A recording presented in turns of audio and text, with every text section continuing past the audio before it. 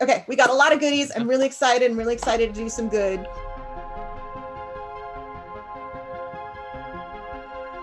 I'm going to start talking a little bit about our setting. This is going to be set on the starship, the Fade. The Fade is a scrappy, kind of held together by love and duct tape ship, populated by not quite scum and villainy, but definitely the smuggling type, the in between the lines of the law kind of folks. The Fade is a little bit in debt. There's a lot of crime cartels that are pretty good at getting the folks who work for them into some debt. So you're always like one step ahead of your creditors, getting down your throat. I'm going to talk a little bit about our setting. Solar system that has recently been freed from an intergalactic council by a civil war a couple of years ago, about 5. And all of the planets have ended up with their own governments because the rebels really didn't think about, as much as they maybe should, agreeing on a form of government by the time they won. So the planets are in competition. There's competition within the planets. There's a lot of conflict, which means that the area between the planets, all of that space, does not have a lot of law, does not have a lot of people keeping the people safe or doing much. Yes, exactly. So it's a great place for pirates and smugglers of all types. There are aliens within this solar system. It's primarily human, but there are people of all sorts of different species who are integrated into the system. There are also, however, throughout the system, very mysterious and very ancient structures and artifacts created by some alien race that nobody really knows who they are. And the theory that most folks have is that long ago, humans invaded this solar system and took it over.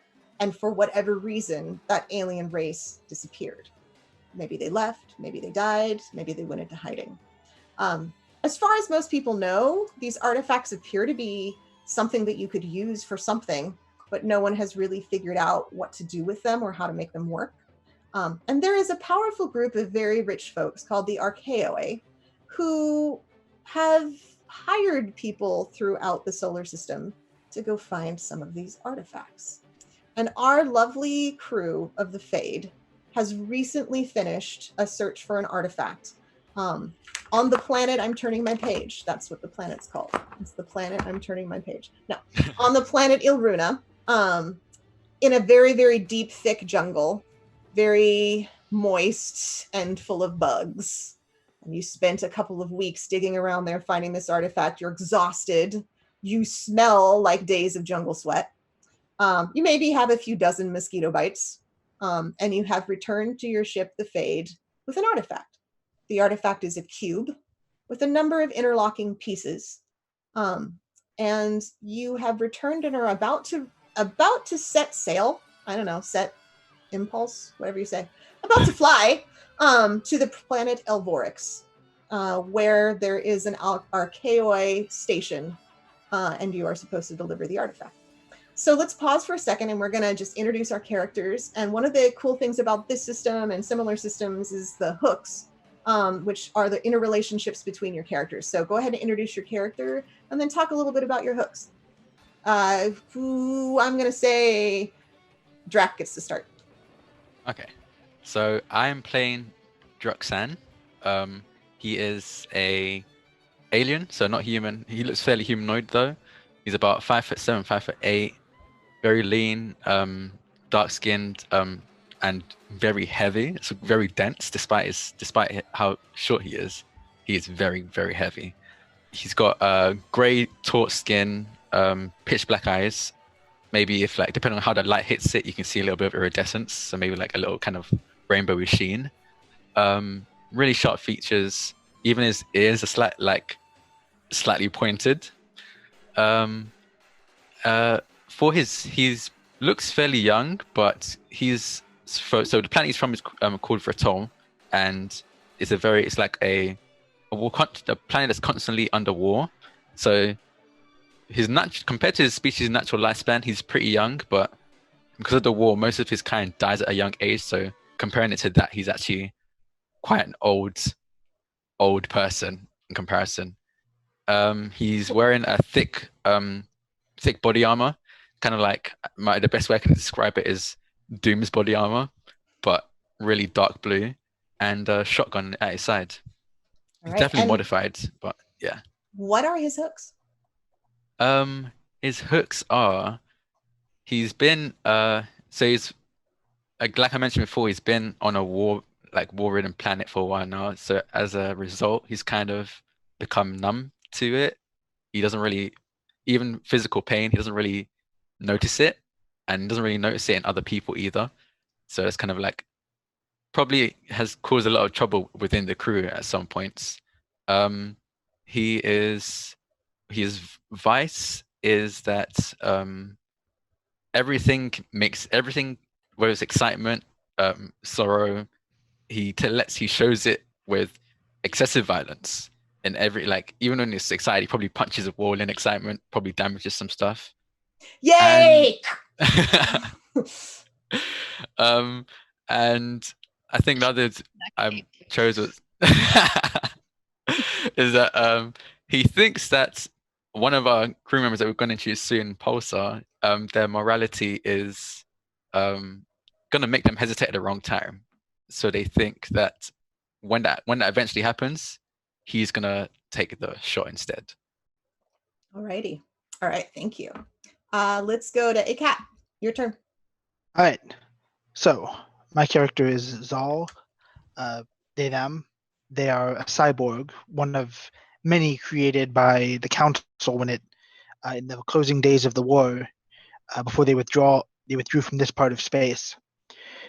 Their skin is sort of pale bluish. They were human, but now their skin is sort of pale bluish. They have visible seams in their limbs, where you can see where like things were pulled apart and stitched back together. And they have some obvious cybernetic equipment sort of stitched on at different points. When they get angry or frustrated, you can see glowing red traces going down their spines and up their hands. And this is a good thing to know is going to happen because the experiments that were conducted on them were for telekinetic power. So when you see those lines, something's going to get thrown somewhere. All right. And the cyborgs were one of the reasons why the solar system rebelled, because people were experimented upon against their will. And so a lot of people would see Zal and have a reaction, be it pity or fear. Okay. And what are your hooks? So Zal's hooks are, I wrote this down. So I can't help my feelings for Riva, but I can't let them know about it. And so Druxan gets under my skin. Druxan probably doesn't think much of Zal's kind of impulsive charge into danger, just go for it attitude. But Zal thinks no, I know what I'm doing. I'm doing, sometimes you got to go fast and make it work. And I'm going to show them that my way works. And of course, my powers cause me extreme pain when they are discharged. And there's very little that helps me manage it. Awesome. I'm going to interrupt the introductions to say I saw that we got a donation. We're at 544 already. And our goal is... we got raided. Yeah. Woo! Awesome. Okay. So hello, Raiders. You're wonderful. And if somebody could shout at us who the donor was, hell yeah, we love you. You're awesome. And my wedding dress is we got one from Anonymous and then a $40 donation from Ink and Ignorance. Oh my God. Okay. Oh. Hearts to Anonymous. Hearts to Corey. Love you, Inky. All right. Wonderful. Yay. Okay. Let's get Riva's introduction. Riva is, she's average height, a little bit on the taller side. She's about 5'7", and she is clad in all black. She even has a hollow mask that like full face black mask. She has kind of like a cowboy hat. She kind of looks like a space cowboy a little bit, and she's got 2 pistols on her side.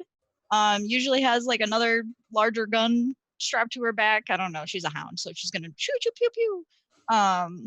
And she has this really cool jacket. It looks like raven wings sort of when she extends her arms, and that's really cool. And she is Pulsar's sister. Do-do-do-do-do-do. And my hooks are, where are my notes? Okay. Pulsar's criminal ways are going to see them in my crosshairs one day. Zal got between me and my target. I won't let it happen again. And Juxan is a time bomb, and they need to be shown a better way or to be shown direction. Alrighty. Awesome. Thank you. And let's have Ray. Go ahead, Ray, introduce your character. Some of us know your character already. Yeah, I'm bringing back Pulsar for a little prequel session. He is relatively tall, not massively slender, but relatively lanky. Carries a single pistol and a sniper rifle. A long kind of white coat that goes the majority of the way down and the majority of the way up, with quite large collars coming out, along with a porcelain mask that he keeps up and to the side that he will bring down during the we'll call them the work. Also, I've just got a little ping. Madrick, $20. Thank you very much. Thank you. Oh, thank you. Wonderful creator of Impulse Drive. And another one from Adam as well. Beautiful. Damn. Thank you. Thank you. But yeah, that's Pulsar. Wonderful. All right, and I'm Jen, and in Impulse Drive, we are the Space Master, but I am actually the Master of Space and Time. That's what I call myself. And I think we're gonna like speed to 600. I want to see if we can make it to 700. That's what I want to see. Let's see if we can make it to 700. But we're gonna celebrate at 600, and I'll come up with something cool for 700. All right, wonderful. Y'all are great. Okay, so you have just left the jungle, and sweaty and tired have returned to the Fade.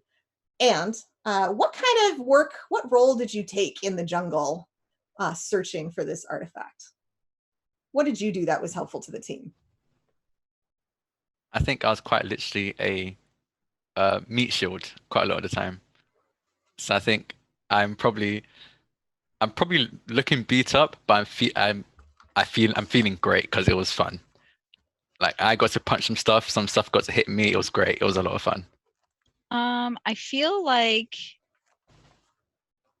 I was watching everyone's back. I was bringing up the rear and making sure nothing was going to sneak up from behind us. I think Zal was using the telekinetic powers to like blast open certain like things, like if there's like stuff, a big like thing in the ground that we needed to clear, just like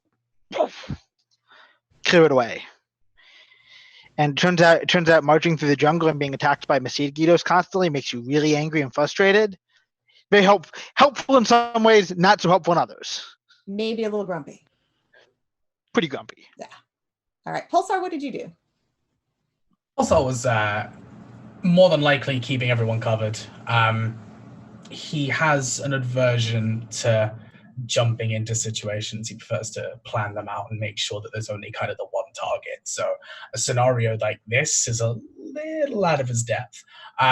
He's definitely going to keep a slightly closer eye on his sister than everyone else. The slight, sibling, making sure that everyone's safe. But Pulsar doesn't want to show it too much because his emotions are kind of cut off.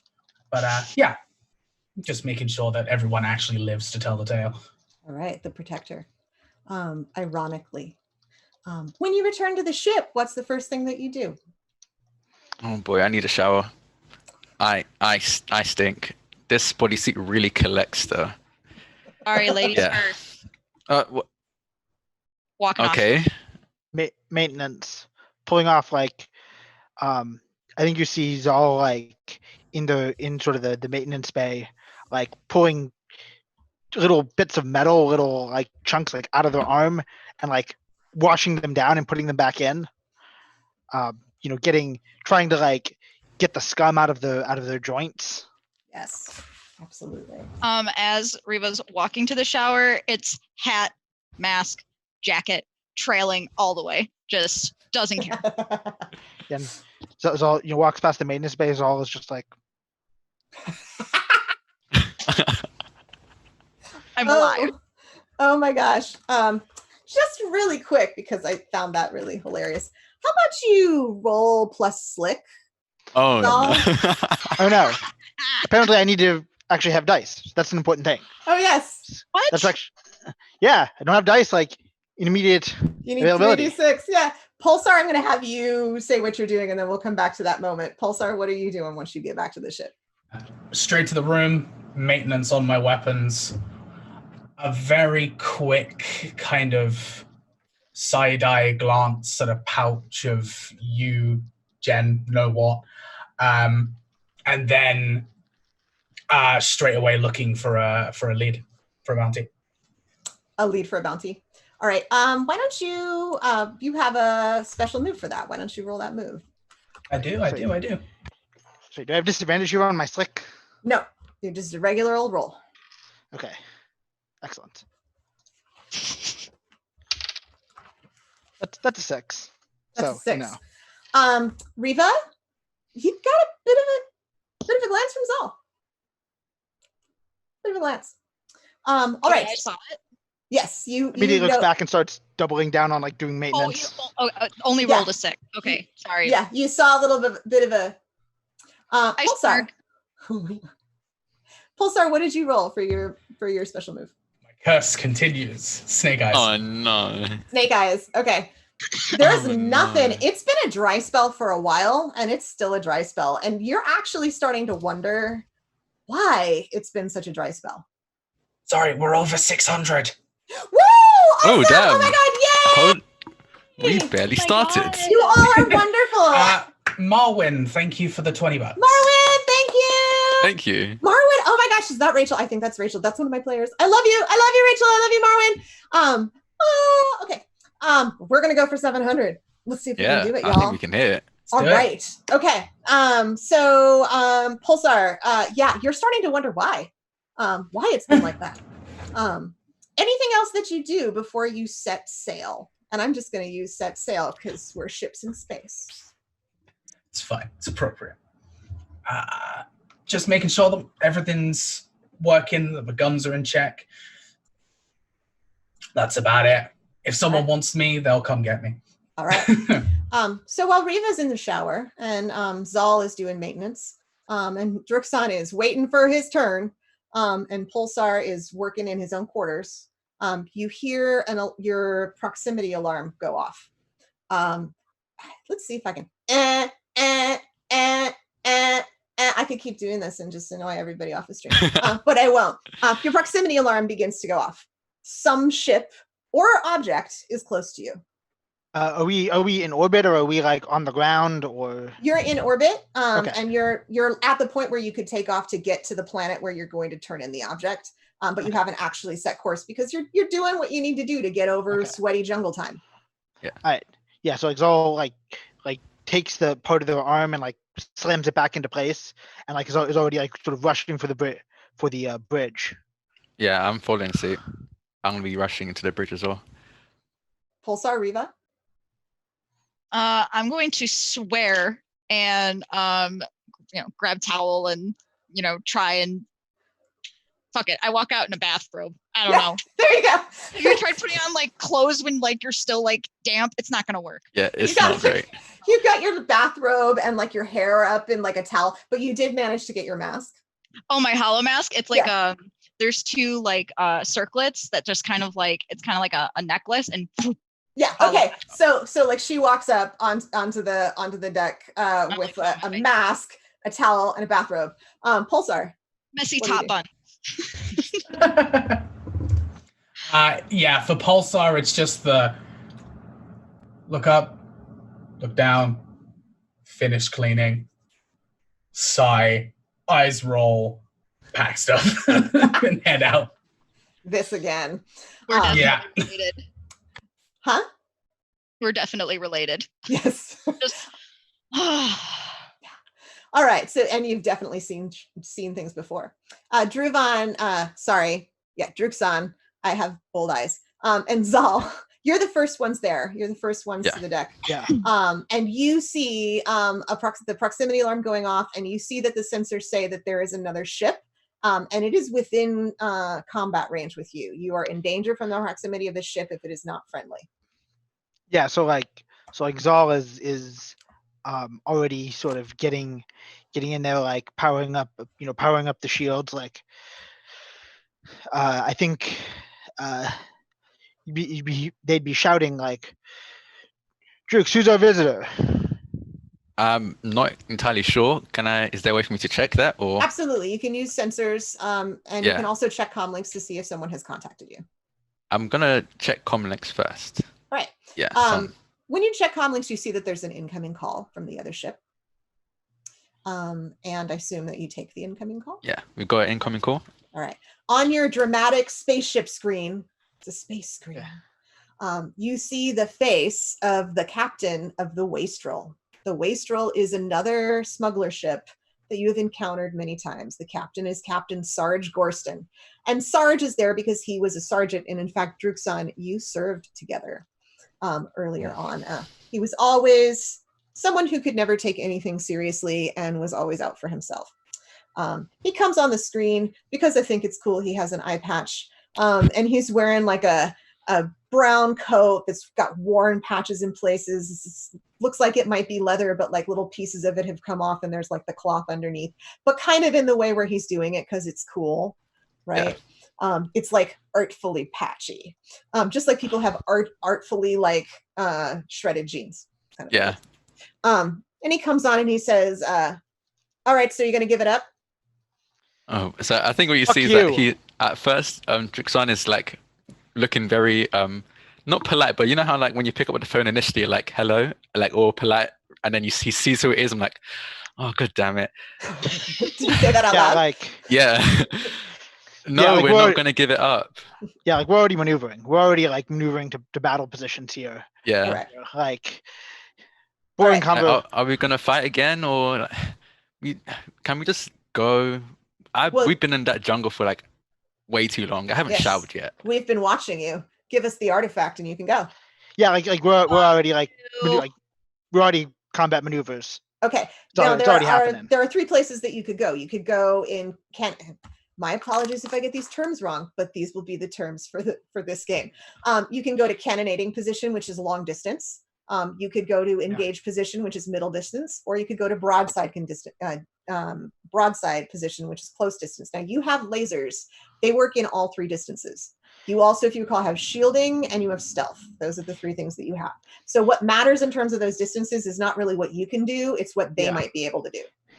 Yeah, so like do we have a history with this guy's ship? What was it called? The Wastrel. The Wastrel. Mm-hmm. Captain Sarge of the Wastrel. Oh yeah, you sure do. And I think I'll have you, if you want a history, like to remember kind of what's on the ship. I'll have you do a keep your cool, so plus stalwart, to see if you can bring that to mind in the middle of a stressful situation. Okay, well I'm gonna do that then. Yeah, stalwart is at 0. So, but that's an 8. That's an 8. Okay, so that's a limited success. You can ask 1 question about the ship. Right, and I lost, of course, the questions because you don't need to do the listed questions. That's scope it out. Oh, okay, different thing. Yeah. Oh, yeah. The scope it out would be finding it out now. You're trying to remember. So that's why. So what is what's the best range to evade them from? All right. The Wastrel also has lasers, so they can hit you from any distance, but they have missiles as well. So the closer you are, the more likely they are to do more damage, because missiles do more damage than lasers. Yeah, so Zol's taking them out farther away. Like somebody Drax, hang up and scrag them. All right, and this is when Riva and Pulsar come on deck, and you hear hang up and just scrag them. What does everybody do? Somebody's got to pilot. Somebody's got to shoot if you're going to shoot. Are the comms still open? Yeah. Well, I don't know. Drux, what did you do? I wouldn't have closed them yet. If they've walked in, I would have turned around to see that they've walked in first before actually ending a call. So if they want to say anything, they can. Yeah. Oh, so Sarge Gorston looks at Riva and goes, "Nice. Fuck you." I immediately walk over and just go, we're losing signal. Click. Oh no, I forgot Pulsar's a Russian accent. Okay, gonna fix it. She was just doing her US accent for that moment. Yeah, Real it's That was fine. what was going. Yeah.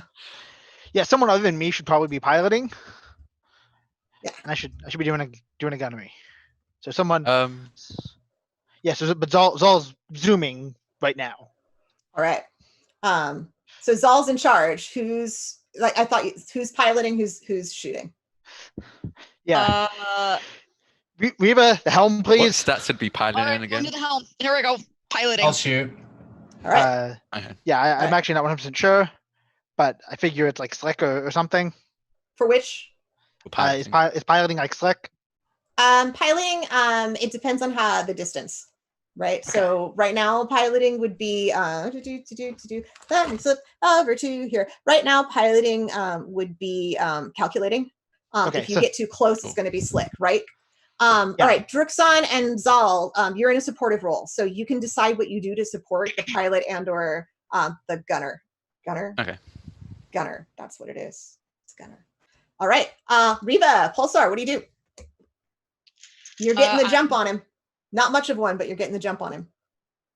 I'm starting to back away. All right. So roll plus calculating in order to find the right position to do long distance shooting from. Okay, so I have a +0. So that's just the 2. Yes. I know how to play this game. Did anybody take good calculating? Just FYI. Nope. I'm at -1. I got I'm a at 0. 0. I'm You're not- +2. you're not the- I'm all you're not right. Okay. All right. Reva, what'd you get? 7. 7. Okay, that's the limited success. You're able to get to a good position, but it's also not a position that would be hard for them to maneuver toward, right? So you're going to get at least 1 round where they're not able to shoot their missiles at you. All right. Pulsar, Okay. what you do? Fire.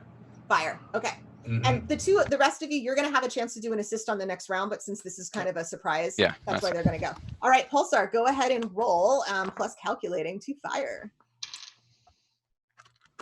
13 plus calculating. Heck Oh, yeah. Okay, so you have a couple of options, and I'm going to move to the one-on-one combat stuff. Okay, so you can go ahead and shoot, and you can do double damage, but you won't be able to shoot next round. You can actually, because that shot is so good, they're kind of thrown off, and you can take evasive action, so you can have another round that they can't get their missiles close to you. And those are the 2 I'm going to give you the option. So you're going to do your damage, and you can either double and miss a round, or you can do some evasive action. Evasive maneuvers, definitely. Okay, evasive maneuvers. All right, so they are going to go ahead and shoot, but because you're doing evasive maneuvers, I'm going to have them shoot at disadvantage. So I'm going to roll 3, and I'm going to take out 1. And the lower 2 are the same number, so they get a 10. Which means that they do 1 damage to you. All right. Now, this first damage on a ship is a little bit of like scrape stuff. It's superficial damage. It's almost like the ship is just going to look a little bit more like itself. Okay. It already kind of looks like that anyway. But they do that. You feel a little rocking of the ship. You know that they've gotten a shot in, but because of that evasive maneuver, like they're really not able to like get a really good shot on like an important system.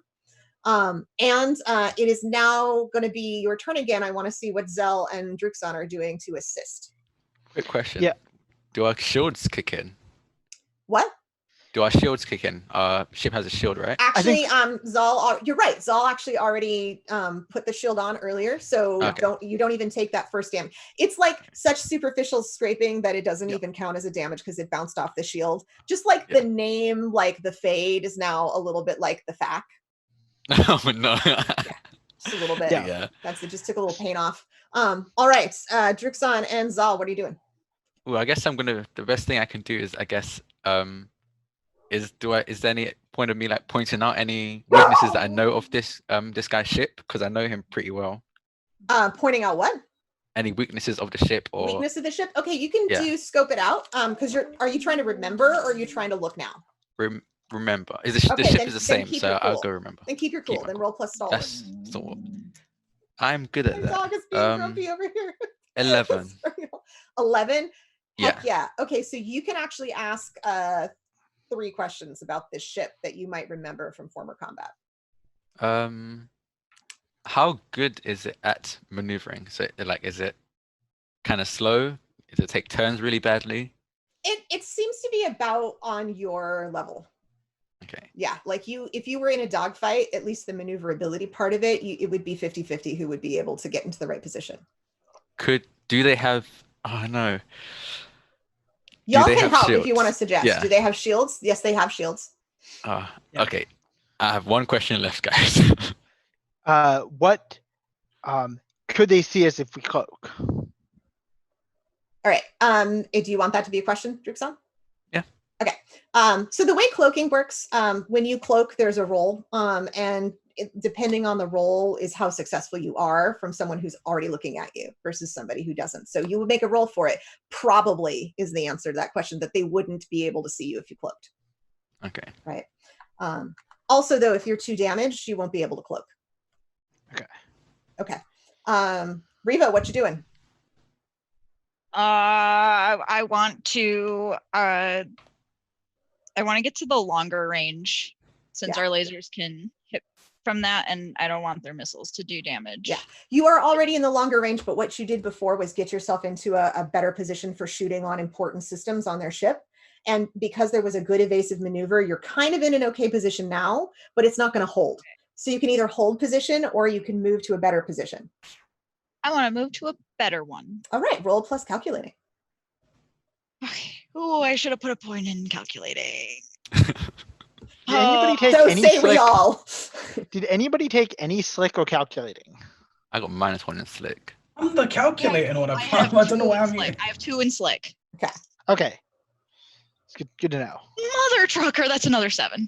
Another 7. That's not so bad, though. You hold your position.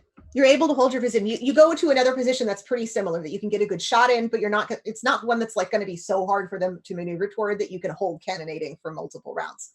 Pulsar, what do you do? Until anybody does anything else, Pulsar is just going to keep firing. Okay, is there anybody's Zal? I don't think you got a chance to do something. Any assist that you want to give? So Zal is just going to be like, I think Zal is going to be trying to like keep assisting whoever's gunning, keep like either like figuring out firing calculations. Like they might actually like take a little plug it into the side of their head and start like limiting like where they're predicting where they're going to go. Okay. All right. Roll plus calculating. That's bad. Some calibrations. Yeah, the good news is that's a 7. Oh no, I need to do a Windows update. Riva, what are you saying?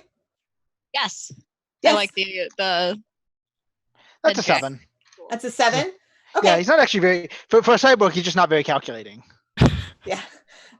Okay. So what are you going to do with the 7? You have one thing that you'll be able to accomplish. Oh, right. I want to give him advantage, right? That's how that works. Yes. Yeah. You can give him advantage. Pulsar, go ahead with your shooting. That was with advantage, right? Yes. Yes. I wish I could take a picture of the 3 1s I just rolled. Didn't you roll snake eyes already? Yeah, he did. Oh my gosh. Oh, that's scary. I want to like. But you know why that is? That's because you gave advantage to the DM. Wonder if I can like. Hang on. That's why. Do you all remember that Ray gave advantage to the DM in the last game? Yeah. Yes, that's what's happening. This is karma. Oh my god. Yes. 3 1s. No. It's not even, it's Cerberus eyes. I don't know. It's not even snake eyes because it's 3. Oh, all right. You shoot and it just goes kind of like off into space, just a little bit over. And it's too bad because their shields are down. And now they have a round to maybe get their shields back up. Right. I was like, nice shot, Pulsar. Yeah. They're going to get their shot in. Oh, I didn't mean to roll with advantage. Let me just go ahead and 10. So they're able to hit and they actually decide to double their damage. So the ship gets 2 damage while your shields are down. And 2 damage means, it's a little bit more serious. It's a direct hit. So there's that dramatic sparks coming out of the consoles and like everyone's going to go to get everyone at the same time. 1, 2, 3. Which way? Whichever way, it's good. Okay. Ray was like, no, I'm not doing that. So you feel it, and right now, a roll with a ship system is a disadvantage. Yeah. All right. So they do get a hit in, and they're gonna also try to pilot closer to you. Oh, motherfucker. Yeah. So that's a 9. So right now they are now in engage range with you. So they could potentially use their missiles on the next round, depending on how you pilot. Right. Nope. All right. Who's next? What you gonna do? I want the move. Moving. All right. Nope. No engaged. Cancelled. Not happening. No. All right. You're at disadvantage. Go ahead. Oh, at disadvantage. Yes, because they got a Yeah. direct hit. Oh, I rolled 3 6s. Complete Oh my opposite. gosh. All right. That's rolled amazing. That's great. 3 Right. 6s. It is Alright. Pulsar's sister, and like, but better. Like Pulsar, better. but Pulsar, but better. And she's doing it in a bathrobe. I just want And to I'm point doing out. it in a bathrobe. Yes. All Doing right. it in So style. you find like such a position that they are not going to be able to approach engage range with you for a little bit, and you're probably like shooting. It's the sweet spot. This shot is Yeah. going to be so good. All right. Anybody going to do anything to help Pulsar on the shot? Because I feel like Ray might need some help. Yeah. yeah. I mean, I think Zal is like, as like, you know, you see the little surge of electricity go up the little conduit into their head and like knocking them out, and they're like fuck. Drux, we need damage control. Is there a way for me to help the ship Yeah. with the Yes, damage you taken? can do some repair. Yeah. I Yeah, wanna do some repairs. Zal is like getting up, and I think Zal and Drux are like, are we like heading back to like put out the fires? Yes, and I'm going to let you roll either stalwart or calculating. I have a feeling I know what you're going to roll in Stalwart, order to yeah. do repair, because it's doing something under pressure. And you know how to do these repairs. This is not like you have to really think through it. Yeah, just have to like put out the I got fires. a 10. You got a 10? Okay. Yeah. So you can do 3 things to improve the ship's functioning. Okay. I'm definitely want to tend to. I'm assuming it's the shields. The shields went down, right? Could we Yeah. bring those back up? You Could can that get be them one back thing? up. You can get back. They're back up. And I guess I don't know if this counts as 2 separate things or one thing, but can I just do repairs on the ship to make it Yeah, a little less damaged? What can we lose the disadvantage is the question. Yes, you have advantage on the next 2 rolls. You can do that. Okay. Yeah, I'll Also, just so you know, like your stealth system, which you were going to have disadvantage on using, if you want, you can get it so that you will not have disadvantage on using your stealth system. Okay. Zal, do you plan on using stealth? Zal, like we don't need this. We don't need this fight. We can leave him in the dust. Okay. Okay, then yes, So- I'm gonna do that. So we're going to give Riva and Pulsar one more round, and then Zal, I'm going to give you a roll to do stealth. Yeah, we're gonna. Riva, you're in. Pulsar, actually, you're in sweet spot. Shoot with advantage. Ah, yes. By the way, I will definitely say that under his breath, you definitely hear, right, Pulsar, you're not going to get upstaged by these idiots, and you're certainly not going to get upstaged by your sister. Come on.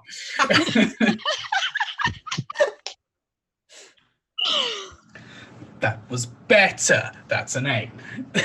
All right. So you're able to get a shot in, and you can do one of 2 things. You can hit an important system, or you can double your damage and not be able to shoot next round.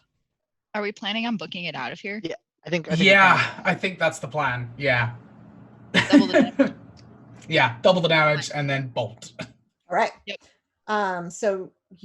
So you make a shot, and the shot is just like, so it's just right in a spot that's a vulnerable spot, and you can see it kind of hits the electrical system, and just an electrical system. I don't know how they're running the magic fly system. It hits that, and you actually see like a pulse of light go over the ship, and you can tell that it's a hull breach at this point. Like they are going to be having to work on repairs for a little while.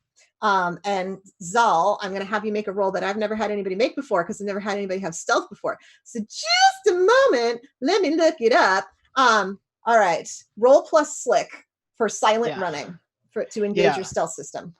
This is always like when you get the flick to happen, and like that's a 10. That's a 10. Okay. You can either move past hostile scans or searches without detection. get the drop on an unsuspecting enemy, or open up an opportunity to escape. I have a feeling I know which one you want.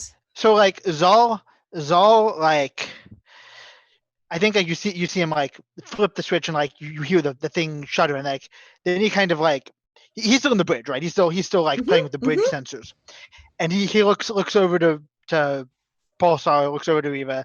Druxan, I think, is somewhere deep in the ship, like fixing up the ship. It's like, Yeah. Are we getting out of here, or are we getting even? Getting out of here is my vote. Looks to Pulsar. This is not the fight I want. Therefore, Out of here it is. And so I think we're all right, Eva, take us out. All right. You engage the super fast drive that I don't know the name of. Warp drive. The drill. drive? The drill system. impulse Yeah. drive. Yeah. That one. And you're able to speed out of the system. And if you had this the comm open, but you don't, you would see the Sarge going, "Fade!" But he's not, because you don't have the comm system open. Yes. All right. So we the players know, and that's what matters. that's Yeah, what well, really that matters. matters. That's what matters. Yeah. So you are taking your trip toward planet that I have to look at my notes about. When you organize your notes with active ADHD. To Elvorix, in order to return your cube, unless there's somewhere else you want to go, but that's probably where I should go.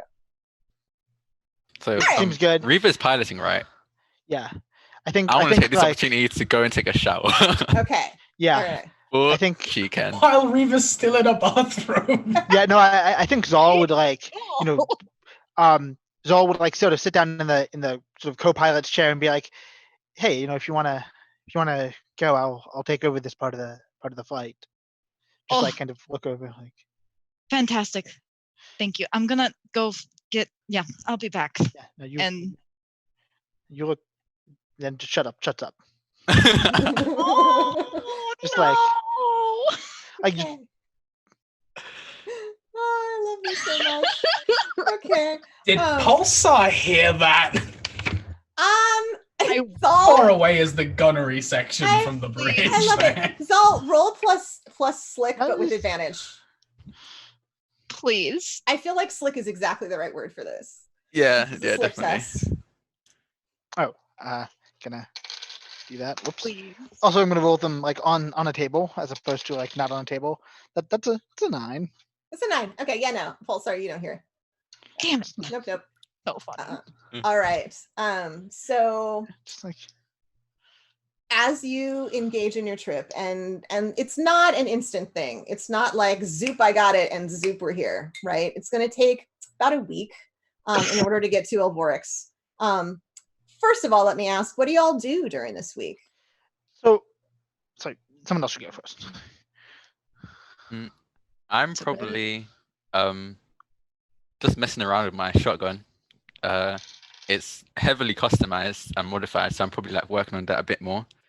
There's probably some gunk probably got into it on the jungle yeah. mission. So I'm Oh like, yeah, probably and it cleaning does out. not smell good. And there's some like Yeah. dead mosquitoes all mixed into it.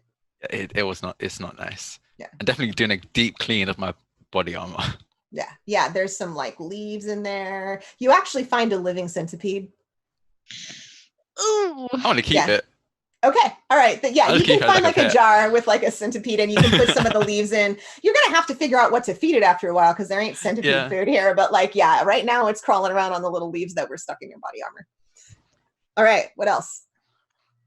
So I think Zal, like, aside from, I think you see Zal like kind of in a not in a great mood, because he's at 2 out of 3 storm. He's got the little orange lines a little bit.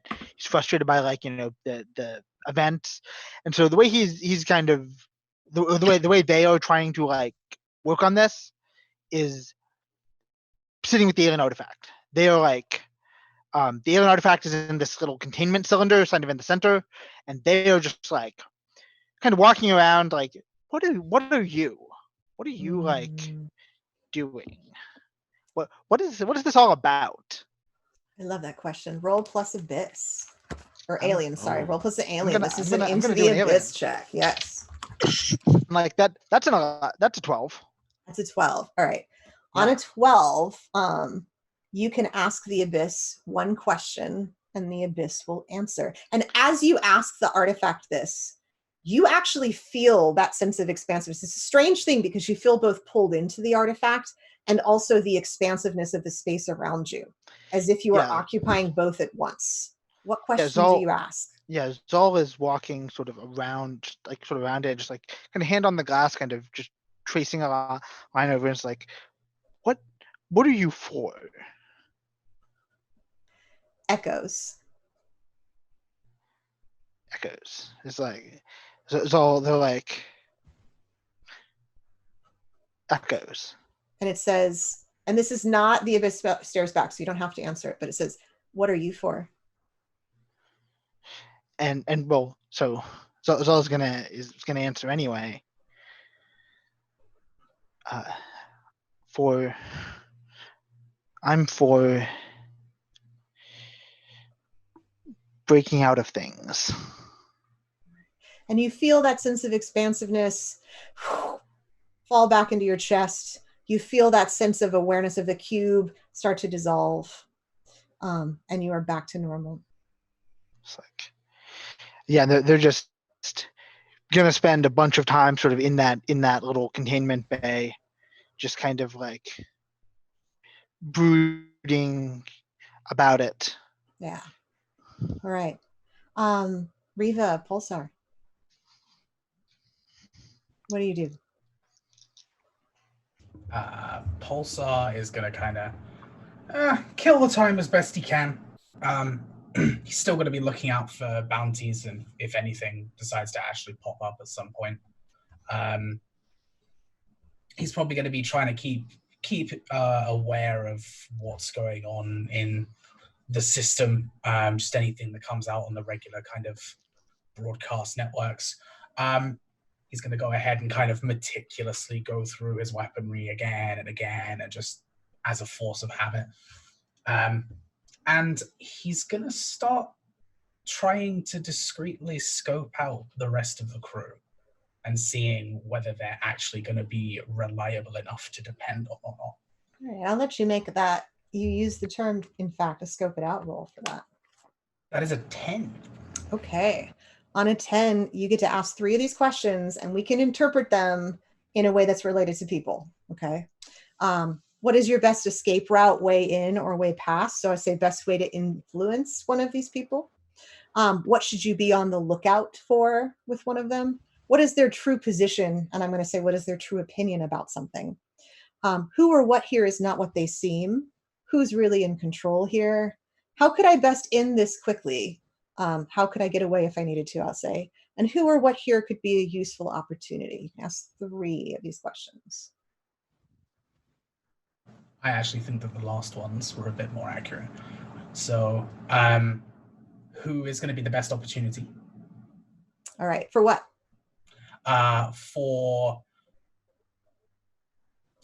Who is going to be the best opportunity to protect myself if things go awry? You confidently think to yourself, Riva. One of them was, how could I best get out? Yeah, how can I best get away from this group if I need to? Okay. Is that multiple people or just one? I'll let you say either the group in general or a specific person. I was going to say, because obviously familial ties. So if we both had to bolt, right, what's going to happen? Okay. If they had to bolt from Druksan or Zal, like what would be the weakness that would make it easier for them to get away without you knowing, to sneak away from you? Easy one is that we Riva flies the ship. So like, if both Draw and both Druxan and Zal were both off the ship, then just like gone. Yeah, you feel pretty confident you could fly at the 2 of you. Druksan, anything to add? I think it's along the same lines, honestly. He's as annoying as he can be, he does trust the crew a lot. So if Pulsar told him, "Hey, I need you to, I don't know, get off the ship for whatever reason," Jackson would be like, "Okay, I guess." Yeah. They trust you, and you're pretty sure that the two of you could pilot away if you needed to. One more question that you can ask. This one is more specific. Having seen the actions in the jungle, what would I need to be worried about when it comes to Druxen? Druxen, I have a feeling I know your answer, but why don't you answer that one? Oh, I think he gets into like, excuse my D&D term, but he gets into like a rage sometimes. It's a term before it was a D&D term. So it's cool. That's true. Yeah. So like most of the time he will attack whoever's attacking him and his friends. But if he gets, I guess, pumped with adrenaline enough, he will just attack anything that's around him. It's kind of like the Hulk. Yeah, pretty much. Yeah. Riva, what are you going to do with your time? Well, actually, Pulsar, anything that you do in response to receiving this information? Just gonna, try and remain kind of discreet. Definitely kind of keep my eye on Druxen as we're going, just to see if there's any particular outbursts or anything I should be keeping an eye on. Okay. Otherwise, it would just be a case of just making sure that everything is still going smoothly. Okay. And if you make a roll with respect to understanding Druxen, you will get advantage from having done that. So remember that. Okay. Riva, what do you do during this time? So I think 2 or 3 things. One, I am pissed at me and Pulsar's mentor, and I am looking for where they might be because kind of fucked up my little brother. So now I gotta fuck him up back. So alrighty. That's number 1. Alrighty. Number 2, indulge in my vice. I have a not so nice habit that involves a drug. So I'm looking kind of for that, and I still have a stash, so I'm probably indulging in that in a little bit and keeping to myself. And 3, probably we've worked together for a while now, right? Yes. Ish. Yes, you've been on a number of these trips together. You are a pretty consistent crew at this point. Yeah, so downtime with the crew, decompressing after being in the gross jungle. Hollow cards. Totally. Somebody finally teaches Riva how to play poker. I still think that would be hilarious. I'm just saying. All right. So you're gonna need to help me remember those 3. But the first thing that kitty. The first thing that I want you to do is roll plus stalwart with the drug use. And what is the effect of this drug before you roll? I imagine it's like a sci-fi version of like, not weed, like it's a harder drug, but it's not like meth or heroin. It's nothing crazy like that, but like, I don't know. Like a benzo. Yeah. Like that middle ground. Yeah. Roll plus stalwart. Yeah, that's a 7. It's a 7. You're able to keep from the crew, like nobody really notices that you have been doing this except Pulsar. Pulsar gets a sense that that's going on. Which is bad because he thinks I've kicked it. All right. Roll scope it out, so plus calculating to try to find your mentor. And I assume like you're like searching through news articles and databases and like broadcasts. Okay. Mm-hmm. And that was plus calculating. Mm-hmm. Another 7. Different combination. You can ask one question. Okay. I have my handy dandy. And you can also just ask the question and I'll fit it into one of those. I think it'll fit into one of those categories. Oh, wait, which questions? The scope it out question. So just ask your question. What do you want to know about the mentor? I want to know, I think the opportunity question might make sense. Is there an opportunity to locate them, get the jump on them? Okay. You find a report about an important delegation or political meeting on one of the planets closer to the inner part of the solar system where you rarely go. And you see him in the picture. Rat bastard. And what was your third? My third, downtime with the crew. Downtime with crew. Okay. I want you to roll. I'm looking for just a moment. You can, what do you roll? Roll plus stalwart for a move called Lean on Me. That's another 7. Another 7. Okay. If we had already played and some of them had stress, you would actually be able to remove 1 stress from somebody. That's one of the only ways that you can do it. All right. But you can give somebody advantage on their next roll. You can give someone advantage to the next roll or remove the need to do a stalwart roll to one member of the crew. Would stalwart be used for like keep it cool? Keep it cool. Mm-hmm. I want to give it that to Druxanne. Okay. All right, cool. So that they don't go Hulk and, yeah. So like just the time that Riva spends with you, like your level of like anger is usually like up here. And just from that comfort and the distraction of holo cards, you're down about here. Still higher than the average person. Let me win a few times, but I just didn't realize it. I'm like, well, I'm just great at this game. Yeah, you're feeling pretty good. Feeling pretty good about it. I'm also like, after I'm assuming I lose. I'm not a gambler. I don't play cards. I don't count cards. Not my thing. So after I'm out of the game, I go and get everybody drinks and say, to a job well done. Keep doing that and knock back a shot. Awesome. Good job, well done. As well. All right. Well done. And then just like the whole thing, just like. Riva has her mask down during downtime. You've seen her face a couple times, but she's comfortable. She's a little roasty toasty. Pupils are a little dilated. That's a little weird. It's fine.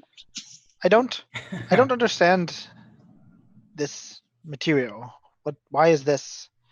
Poisons the brain. Makes you forget. It's good. Pulsar kind of looks to Zal and just goes, "Good. Neither do I," and just pours it into his cup. I just need to pause and tell Adam in chat that it's space narc. Okay, like you're worried about space narcs. Anyway, sorry. Go on. Like, I don't think I process it the same way you do. That's fine. I'll take it. I'm just gonna take it out of his hand and down it. All right. Yeah. All right. Do you drink it, Zal? Yeah, no, I drink it. It's just like I'm not sure it actually has anything. I don't think it does anything. It's just a liquid. It doesn't like your body has like an implant that does a good job of processing poison out of your body, so it doesn't affect. It doesn't really get to your bloodstream that way. Slightly higher than average energy concentration, but a little else. Yeah. All right, so I'm going to pause because it's a little bit after 5, so I'm going to review some of the stuff that we're doing for this fundraiser, right? So we are raising money to get protective equipment to healthcare workers across the United States and across the world.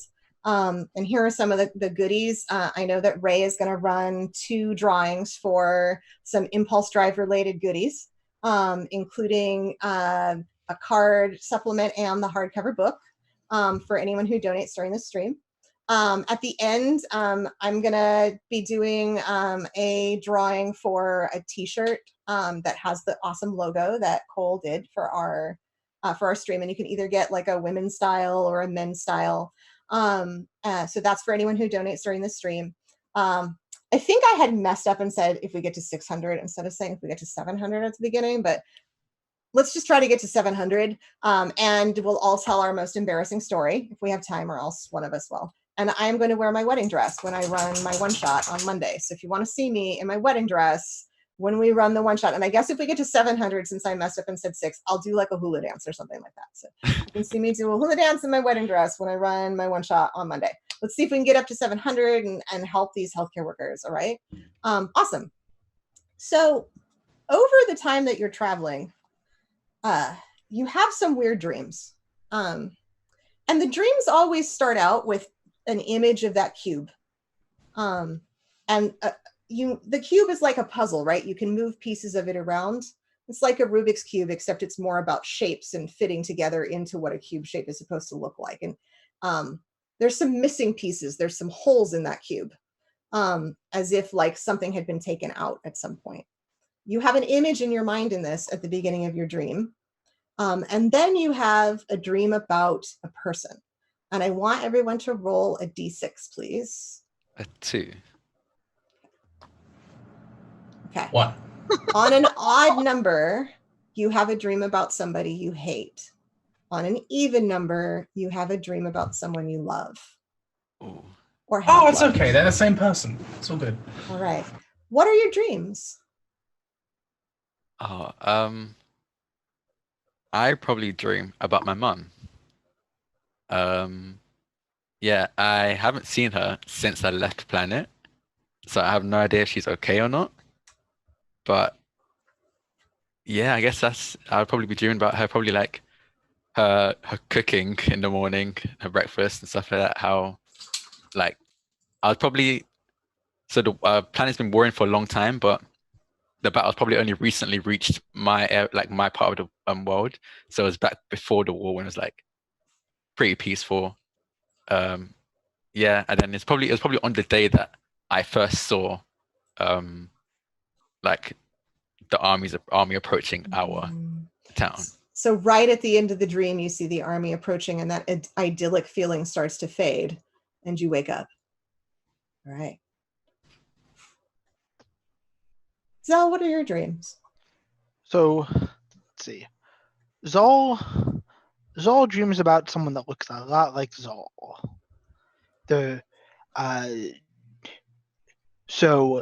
And this person, like, has this sort of long hair, sort of pale skin, not blue, just like a normal, sort of Caucasian person. They are running from a council strike force, okay, a council abduction squad, and they get taken by the council, and they get turned into Zal. Any particular person in that squad, or just the whole squad? No, it's It's not you. the squad. It's not the squad. It's you. It's the person. I gotcha. The person that was the raw materials for Zal. Gotcha. Okay. Past Zal. Did past Zal have the name Zal? No, Okay. something totally different. Okay. I'm not 100% sure Zal even knows what it was. What they that were just name was. raw materials. Yeah. I love that. The raw materials for them. Okay. Riva, what do you dream? Odd number is someone you hate. Mm-hmm. We all do all odd numbers except for Drax. Yeah. Except We're all about the angst now. Probably our mentor. Yeah. What do you dream? I think I'm taken back to training days. Very harsh man. Very cruel. Ray, if you want to jump in here. No. You do. This is your dream, so this is how you perceive him. Ray can disagree. Okay, cool. I don't know if I'm okay. You're good. And it's only canon if we want it to be. It's all good. Don't worry. Do your dream. Okay. Yeah. Well, very harsh man. I was young when I was training with him, and I remember hiding from him. I remember trying to sneak away once. And I think the first part of that dream is all those fears, all that uncertainty, and it fades into anger. You wake up and you have like a little bit of time when you're just angry at everything. And you make sure to stay away from Jerkson at that point because you know you just escalated. Anything else you do when you wake up? Me? Yeah. Punch a wall. Mm-hmm. And take a really, really hot shower. Okay. Pulsar, what's your dream? I'm going to throw a huge ass plot twist in. That's my dream. I also dream of our mentor. but I dream of him a little bit later. And I dream of him when we've argued and fought over his treatment of Riva and myself. And I dream just kind of like this montage of just arguments and fights and other such nonsense. And then it finally gets to a point where I am speaking to him and he goes ahead and shows me into one of his training rooms. He shows me a mask. He shows me a pistol. He plants a kiss on my forehead and then walks away as the mask is still in my hand. Muted. You're muted. I see that you have 3 out of 3 storm, and I haven't had a tempest before. Is that something that you need to roleplay? What that is that if they get any more storm, they're going to their telekinetic power is going to do something. Gotcha. Do something destructive. Okay. So it's not, and the way I've sort of established it, they are now not kind of incandescent. There's red line. You can kind of see the red lines down their spine. Mhm. They are charged. All right. So everybody kind of knows that they're a little bit on the verge. Yeah, if you've spent a lot of time on Zol, you know that they that's a sign of their powers being used, or being ready to be used, and I don't know why y'all were worried about Drixen here. You got some other problems. You have other problems. All right. Do you have a way to diffuse? Just like let it. We throw you in the airlock and let you just Breathe it out. Let out. Has to be that probably wouldn't help. It has to be something destructive on something he cares about. It's purely an emotional thing. Mindfulness, not going to do it. Meditation. Yeah. So Zol is I think you do see kind of over the as it gets worse over the course of these dreams. I think you do see Zol kind of trying to sort of meditate or trying to pace around and just kind of you kind of see them practicing practicing control. You see them lift crates in the cargo bay and then put them down and lift and put them down, but it's not discharging anything. Yeah. Hey. Not yet. Hey, come here. Yeah. So Talking to Zol. yes, it's all just oh. Yes. Come on. Follow me. I Okay. want to head down into the cargo bay. Mhm. I'm kind of picturing it as this kind of open space, probably has a vehicle if there's any sort of on planet transportation we need to do. Yeah. Probably empty crates from supplies that we've used up. Also, hopefully full ones with food in them, or else you're kind of Yeah. But I'm saying there might be one or two. Yeah, there's some empty crates for sure. Yeah. Okay. I'm gonna pick up something smaller. I'm gonna hold it up, and I'm just gonna chuck it at the wall and let it break. Would that help? Pointing to the crates. Yeah. So, I think so I think Zol just kind of looks at it and it's just a crate. Throwing it against the wall won't help. It's this is fine. I'm just ready. I'm just eager to get on to the next thing. We have an artifact. We need to unload it, and then proceed to the next objective. Well, we're almost there now. Yes. What about sparring? Does sparring help? So I think Zol the answer is no, but I think Zol wants to spar anyway. So the answer is okay.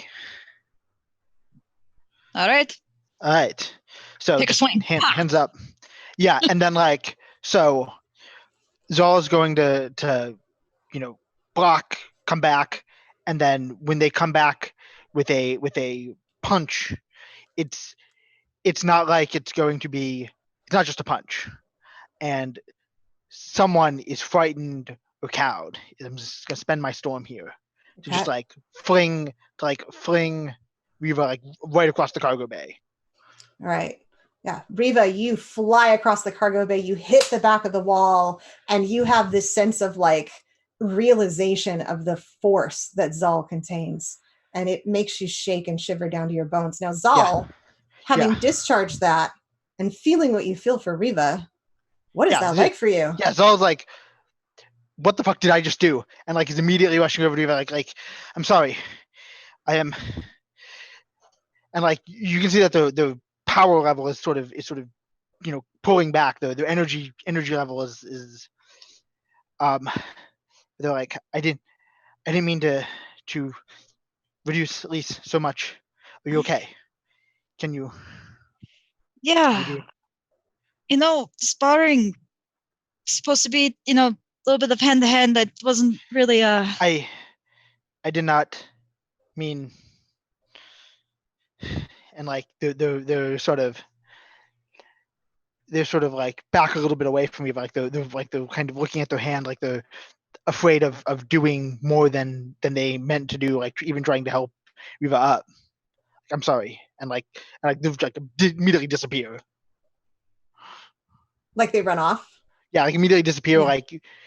And I think you would see even back in the quarters, the power level going right back up, because they managed to make themselves scared and disappointed again.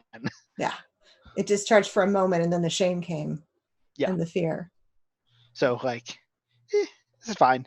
I'm sure as long as nothing sets off Zal in the next little while. Yeah, nothing interesting is gonna happen. It's gonna be totally fine. It'll be fine. Good. So Riva tries to tell them they're okay. They run off. I act like nothing is wrong. I'm trying to maintain composure. Is that a stalwart roll? Let's see what you're trying to do. Let's see. Oh, I was waiting to hear the rest. I basically just want to hold it together until I can lock myself in my room and calm myself down. I don't think you need to roll for that. Okay. Good stuff. Yeah. You finally arrive at the planet on the notes that I never keep in front of me, even though I ought to, and that I never remember the name of. I should just say a different name every time. It's a constantly changing planet. It's the nameless planet, Elvorix. And the bunker that you're supposed to go to, the Archaeoid bunker, is up very far north. I have no idea if north on all planets is really cold, but north on this planet is really cold. Yeah. So you arrive north. Okay. You arrive at the north, and it's the Antarctic. It's quite cold. To transition from your ship, which you can land, your ship is a small, scrappy ship, you can land it on ground, into the bunker, which is in the middle of a wasteland. There is nothing else around here. It's just an elevated sort of hut with a door and then stairs going down into where the bunker is underneath. It's almost like doing a spacewalk, how much you need to put on in order to be able to get in there. And you leave your ship and you're freezing, and you hear the wind blowing, and you all have helmets on, so you don't feel the wind on your face, but you can almost feel it just imagining it, because you can hear the wind, and through your suit you can just feel the cold, and you hear the crunching of the snow, and your boots are half buried in it. And you get to the door, and generally speaking, what you do when you approach a place like this is you press a button to get, it's like an intercom at an apartment, right? If that happens everywhere else, it happens in LA. You press the button, and you're able to tell them who you are so that they can unlock the door. Makes sense. Mm-hmm. So just jam the button. All right. This is contractors from the Fed. Let us in here. Nothing. Okay. Hey, we got your artifact. Can you open up? It's fucking cold out here. Nothing. Do you think Sergeant Asshole Face would have tried to beat us here? Yeah. I don't even know Um. who knows about this. So place. like, Is that really the best you can do? so like this is the point where Zal just like punches the button again, and this time he's gonna spend a storm to make to break something. He's gonna break the door. All right. I think that's a roll plus stalwart. I'm just spending like Oh, you're just spending storm. yeah, I'm okay, spending okay. Yeah, storm. this happened. Okay. All right. And I don't think there's even a roll for that. Yeah. Yeah, just spend a roll on Sorry, I haven't something done is Tempest before. yeah, something is broken beyond repair. Okay. So I am going to have you roll just for one reason, because I want to see how many effects there are, but the door will be broken. So go ahead and make a roll and tell me what you Okay. get. Roll a 2d6. Yeah. And I've got that's a 9. Okay. Yeah, that's a 9. So that's a success. You're able to break and bend the door enough that enough of a space opens up that you can all walk through. Yeah. So like Zal actually does feel better now. That's what he needed. Yeah. Yeah. That felt That's really what they good. needed. Yeah, that's just what they needed. Yeah. You all see that. Like you can see like that charge sort of discharge and like, yeah, that felt good. Right. Yeah. So Zal's just like walking through like just determined now. Is someone carrying the artifact? Or did you leave it on the ship? Because Yeah, no, I'll work with that if you did. Yeah. I feel like I would be carrying it in one hand and then in the other. Every time that Zol does this, Pulsar's hand just kind of instinctively and then backs away. Back down. Roll plus alien, Pulsar. Oh no. Oh no. It's okay. Oh wait, no, I think I have a negative modifier. It's still a good roll though. It's still a good roll though. 8. 8. Okay. As you're carrying the artifact, let me pull it into the abyss. As you're carrying the artifact, like at first it just felt normal, but like over a little bit of time, and especially while you were waiting outside of that damn door, waiting for somebody to respond, there's kind of like this expanding and contracting feel that you have. It's very, very strange, almost as if you're getting pulled away and pulled in at the same time. And you're able to sort of hold it together. You're sort of like, wow, this is going to look really weird if I lose it in front of everybody.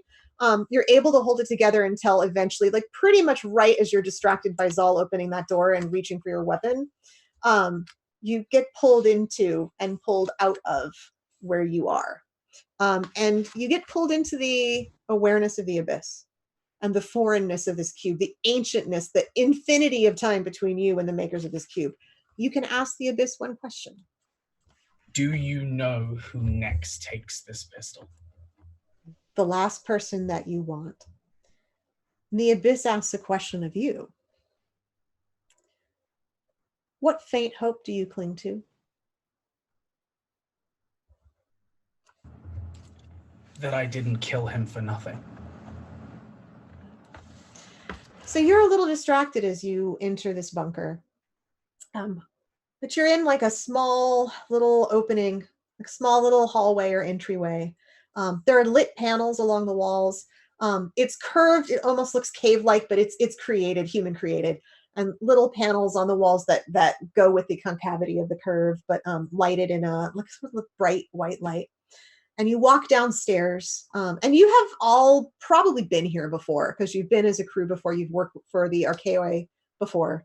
You know that you'll go into like a front little, almost like guard or reception area. It's kind of guard/reception. It's not like a nice person sitting with a telephone writing notes. It's like someone with a weapon, but they're usually not like they're killing anyone who enters.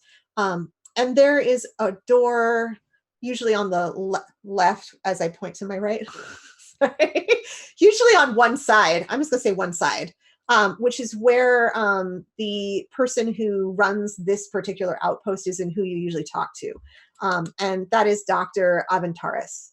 So usually one or all of you will go into his study and give your artifact. And on the other side is a door that is usually heavily guarded and locked, which is the door to the storeroom where they keep their artifacts. You've never been there before or even seen the door open. When you enter this room, it's empty and both doors are closed. Yeah. Did we shop after the opening hours? What's going on? It's like, so Zal is just like, oh great, another thing. Is Alright. there the computers, anything any way to check the security cameras? Yeah, you can try. Make a roll plus calculating. And do you have any special ability in terms of hacking? I don't think you do you? As a hound? No, Yeah. no, So roll no. plus calculating. Unless someone else wants to do that, who's not me. Nope. No, okay, that You're is the me. best calculator. I mean, if you're going to ask Pulsar will do it. Turn right. Okay, yes. Okay. That's a 9. That's It's a not. 9. All Is right. Pulsar like calculating? Just Yeah, okay. very good at that. Yes. Should All right. know that for future reference. What's I'm pretending to be good at it. yes. No, you're really surprised. And actually the rest of you are kind of like at first when she was starting, we're like, okay. And then you did it. And what specific effect were you hoping for? I want to check the security cameras and see the last day. There is in fact like one of the desks at the front has like a curved panel of flat cameras. And I don't know, just because it's fun little buttons that you press to turn it on. They're all different colors. It's cool. And you're able to press all of them and you see no one. You can see the end of the inside of Dr. Aventaris's office, which you've been to before. It's got books ringing 3 sides of it, a nice mahogany desk, which is a very, very rare thing in this world. I wanted there's to. There's some glass objects. There are some things on the desk. You also see the storeroom, which think Indiana Jones, y'all, like massive warehouse full of boxes. But most of them are stasis boxes, which means an energy field is used to balance an object in the middle. So you can actually see that there are a lot of objects, but it's such a small, like it's not a great camera, so you don't really see much. You can see outside the entrance. You can actually see your ship, kind of a little piece of it in that camera view, and just different angles on all of these areas. Is there any way to rewind them? Yes, and you can rewind them a whole day and it's empty. Keep going. Empty. Yeah. Going. They only keep it recorded for 48 hours. That's what I was waiting for. Yeah. Yeah. So Zal has the. We're out of our like heavy furs now, right? Is it warmer in here? Yeah. There's I meant to say that. Yeah, there's temperature control in here that's still on. So yeah, you're out of that. Yeah. So Zal's got their Your shotgun. space furs. Yeah, our space furs. Like it's like space walruses. Yeah. And space seal skins. There you go. Looking at Absolutely. the rooms again, does it look like there was a struggle, or is everything like left in place? No, it just looks everything was left in place. The only make a scope it out roll. Make a roll plus calculating. Do it again. And it looks like just FeatherFall is going to give $10 for all of the subs that we've received today. We got a couple of subs during the course of the show. Yeah, thank you, FeatherFall. Thank you. Thank you, Bob. You're awesome. Hearts. Thank you, Bob. Yay. Okay. So roll your scope it out. Got 7. 7. Oh, 7. I'm sorry. I thought you were just like happy. And that was like a yay. That was like what I was getting from that. Okay, you got a 7. So you can ask one question. Do you want me to read the list or just ask the question and I'll tell you where it fits on the list? Yeah, I guess. Does any sign of a struggle? All you see, I'll let you do like who or what here is not what they seem. So what here is not what it seems, because everything looks peaceful. The only thing that you see that is sort of out of place or strange, there's like a very partially smoked cigar in an ashtray on the doctor's desk, and y'all happen to know that he friggin' loves his cigars, so it's odd that he would leave one still smoking, and like a mug with half a cup of like half filled with space coffee, probably found familiar space coffee on his desk, and he's a clean person. That's odd. That's the only thing that you see that stands out. Yeah, I think like Zal is kind of looking over Riva's shoulder. It's like, this does not make any sense. It does not. Like, you can just search All right. Either way, we need to get paid. We're going to search the facility, get our payment, see what happened to Dr. Avantaris, and get out of here as quickly as possible. I just want to point out that your pay is probably getting docked for smashing that door open. So I think we should all make an agreement that it's not coming out of our pay and just Zol's, right? Are we agreeing on that? It's like, I don't exactly get either way. yeah. So like, Zol is just like whatever, and just like is very it's like rapidly like heading towards Avantaris' office. Before I'm I following follow, one more thing I want to look at is the outside. Are there? No, it's windy, so the snow's all blown, so there wouldn't be any tracks. Yep. Damn it! Yep. It says someone who clearly lives where it snows. Yes. I follow. All right. So you are heading to the door of Dr. Avantaris' office. Yes. Yeah. Okay. It's shut. Yeah. Okay. Well, I'm gonna open it. This. Now this is like, think space doors, right? That slide Yeah. closed and go, Yeah. or whatever slide. they do in the Yeah. So it's pretty locked. But I'll let you make a roll plus stalwart in order. Yeah. So I think Zal would like consider just punching through it, but then like maybe not. Drixon Yeah. on 3. Let's go. And we both try and Okay. put it on 3. Yeah. So whichever one wants to roll, you can roll plus stalwart with advantage. I've got a +2 in Stalwart. So I guess I would do that. I'm So just with letting this advantage, over the table talk. I'm just assuming it's because you've worked together. Yeah. Oh, So yeah. like we're translating it into number terms, but we would you would know you what happen each to other know are that good at. Drixon is pretty friggin' Yeah. strong. 12. Drixon is strong. Well- and like Yeah. Okay. So not only can you open the door, but you can do a couple of other things if you wish. You can open the door and make sure that it's not broken. You can open the door and make sure that it stays open and you can close it when you want. You can open the door silently. I want to open the door and make sure it's not broken. And then turn to Zone like, see? Easy. it's like, yeah. And so Zal's like, whatever. Sure, fine. Like, sure. And And then I want to go in ahead of Zol. I want to make a point to go in ahead of Zol. Yeah. Because Zol's been going ahead first, and I'm just like, hey, I can actually take quite decent hits. Let me go first and scope Yeah. the place out. Yeah, and So like I hit him. All right. gonna mark storm. Just FYI. I trail. Yes. Pretty fair. Yeah. I trail behind everyone, and I have my pistol out, and I'm checking, watching. I'm in the doorway. I don't go completely in. Pulsar? I am behind enough to see everything going on, and just making sure that no funny business is happening. Okay. You go in and you are in the office previously described. Bookshelves on 3 walls, a mahogany desk, a cigar that's only partially smoked, a gross-looking coffee cup with coffee that was probably once delicious, and some papers on the desk.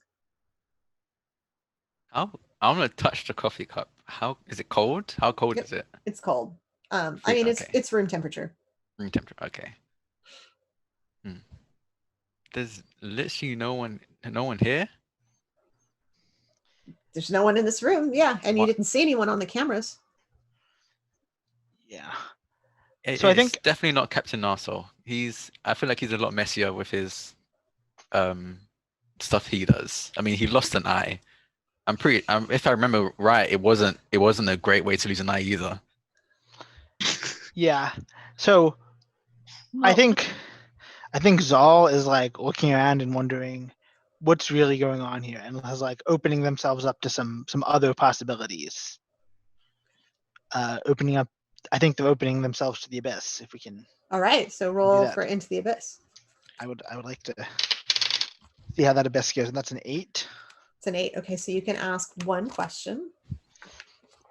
Where did everyone go? You have an image of an artifact that looks very similar to your cube, only it's not missing any pieces. Oh, okay. Interesting. And All right. the abyss asks back to you, Okay. for what do you crave forgiveness, and from whom?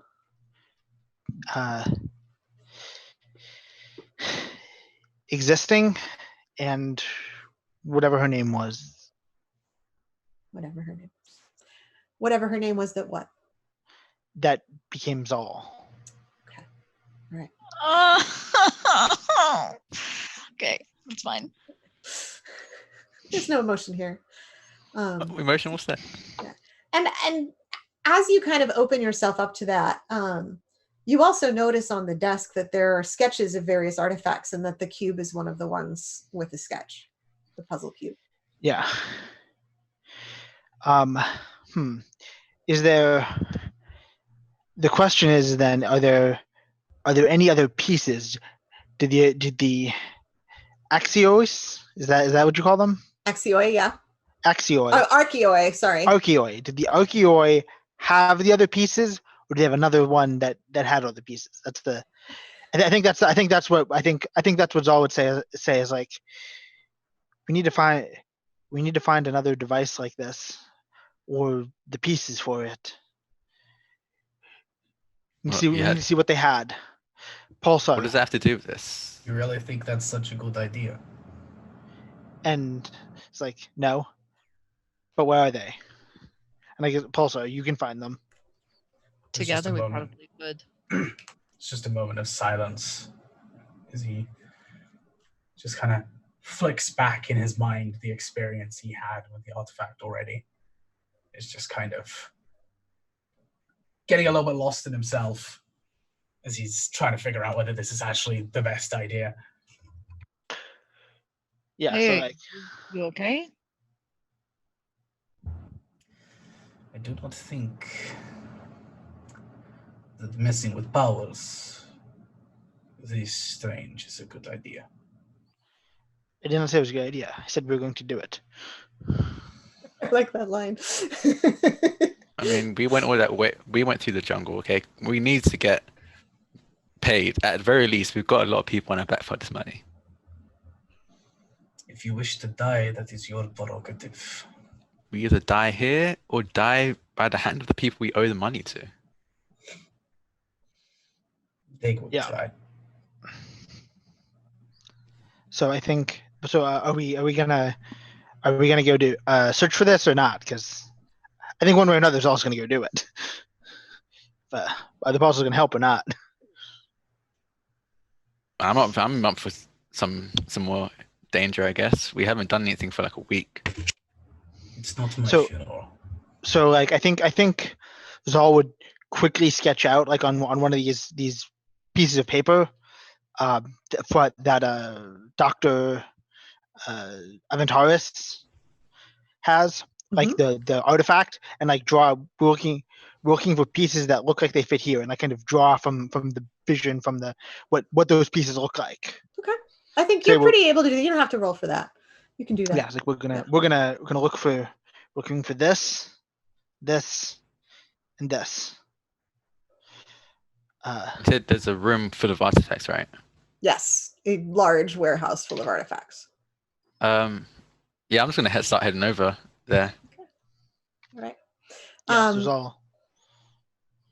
I'm not going to make you roll to open the door because you did such a good job on the other one. You kind of got the trick. Like Yeah. that was a 12. You kind of like, you got the knack now. Yeah. So you're able to get that door open, and it's like a gust of cool air hits your faces. It's not freezing. It's not like outside, like there's still like temperature control, but they haven't done a really, like, it's such a big space that the heat doesn't really get everywhere. It's probably if you climbed up to the top of one of these shelves, it'd be nice and warm. But down at the bottom, it's not so great. And again, you see all sorts of shapes. And now that you're closer, I mean, and these are hundreds and hundreds of artifacts. It's shocking that there are this many gathered in one place, or even that this many exist. The Archaeoi has been far more active than you thought that they were. Yeah, they don't show the back room to the contractors. Right now, there are artifacts of glass. There are artifacts of metal. There are artifacts that appear to be of wood. There are artifacts of material that you can't even describe what it is. They're all different shapes, all different sizes. Some are as big. One looks like it might be almost like a suit of armor. And there are a few that are even just like a collection of small pebbles. Up and down, like I suck with distances, y'all, but warehouse height. Up. Yeah. And warehouse. It's like being in a Costco, only for alien shit. It's alien, it's space Costco. Oh my god. You Okay. walk into space Costco. And what do? There's also like a little, like it's a stale air space. Not that necessarily no one's ever opened this door, but that there's just so much air in here that it doesn't circulate. Yeah, so we're looking for some artifacts. Yeah, All right. I've got my shotgun out for sure though. All right. Yeah, Looking around. Let's get I'll say roll plus calculating to try to figure out if there's any sort of organizational system in here. Can then all of us roll? Yeah. Because I got a 9. that's a 6. Is there... Cole's brain went in a weird direction. Is there anything No. about these artifacts? Are there souls trapped inside? That would be an Into the Abyss roll. Oh, Love to roll that. I need to The do one of those organization soon. thing. Also got 11 plus 2, so 13 For which? for the calculating. For calculating? Okay. So scope it out questions, and again, we can adjust these for the situation. So Druxan, you get 1. Pulsar, you get 3. You don't know what the other one is getting, so if you have to overlap, right? Where's my best escape route, way in or way past? What should I be on the lookout for? What's my enemy's true position? Although you can think of true position as something else. Who or what here is not what they seem? Who's really in control here? How could I best end this? And who or what here would be useful opportunity? I think I would ask, what do I need to look out for? Looking at this warehouse, you get a sense of like a lot of these things have been here for a long time, and some aisleways just look untouched, and there's like a little bit of dust settled on them, and some of them you see more like walking back and forth, that people have been actively putting things in them. So human movement or sentient movement. Okay. Pulsar, what do you ask? Just to clarify, sorry, you said I get 3. Yes, 3 questions. Pulsar will ask, what do I do to end this in response to this general kind of lockdown, or what appears to be kind of this strange event? What can I do to stop what's going on right now? Okay. Because it's a scope it out question and it's more like strategic location stuff, do you want to adjust? Because that would be an Into the Abyss roll, which you can do. But I'd make you do another roll if you want to ask those questions. I'm not very good at that, so maybe not. Okay. Yep. So this is more about like trying to figure out like the like it would be something like a survival check or an intelligence check if we were doing D&D, right?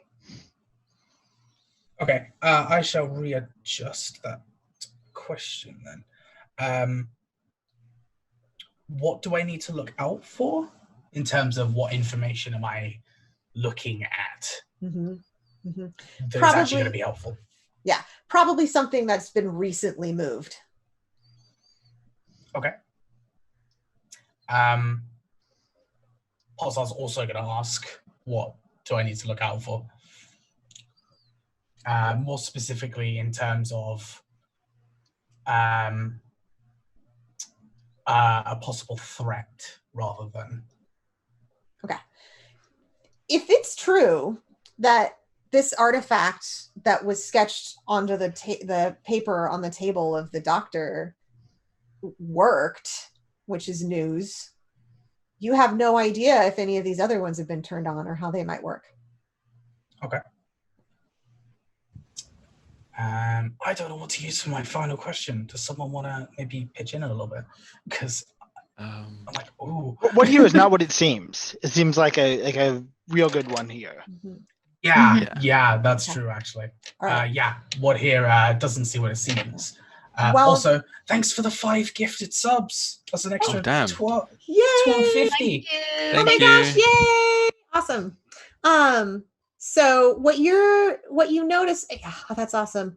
I'm so excited. Yay, hearts. Hearts. Yay. We're close to that 700 goal. What does not like what's sticking out to you is you just sort of kind of quietly like search and listen and smell is that overall air of stillness in a warehouse. You know, that just sort of feel of emptiness. It's not there. There's something disturbing that stillness, something moving, and it's just like a prickle on the back of your neck that there's just something moving here. Yeah, I think Zal will be opening the brain here, so to speak. Okay, I got it. Into the abyss. Okay, you go ahead and make a roll. Also, Zal, and what was Riva's into the abyss roll? 9.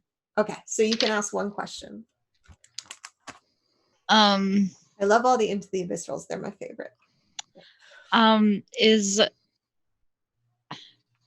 as I'm walking through the artifacts, do any, just because we can't see anyone, is there someone here? What's here? There's someone here, and you also have a sense of there's an echo.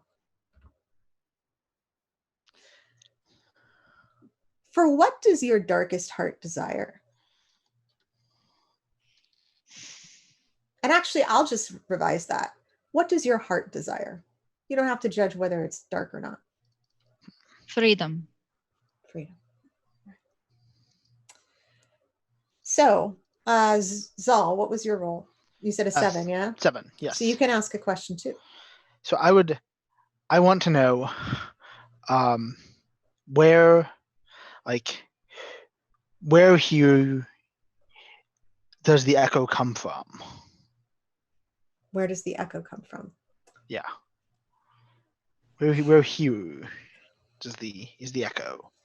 You also get a vision of a cube, but Yeah. it's like not stable in location. Yeah. Okay. Yeah. So I think Zal will be like they're just trying to find this thing so they can like either pull it apart or find the pieces that they're looking for. Yes. But they're just let me know whenever like you think that like frustration has sort of mounted to the point where something might happen. I think you're doing a really good job of self-monitoring.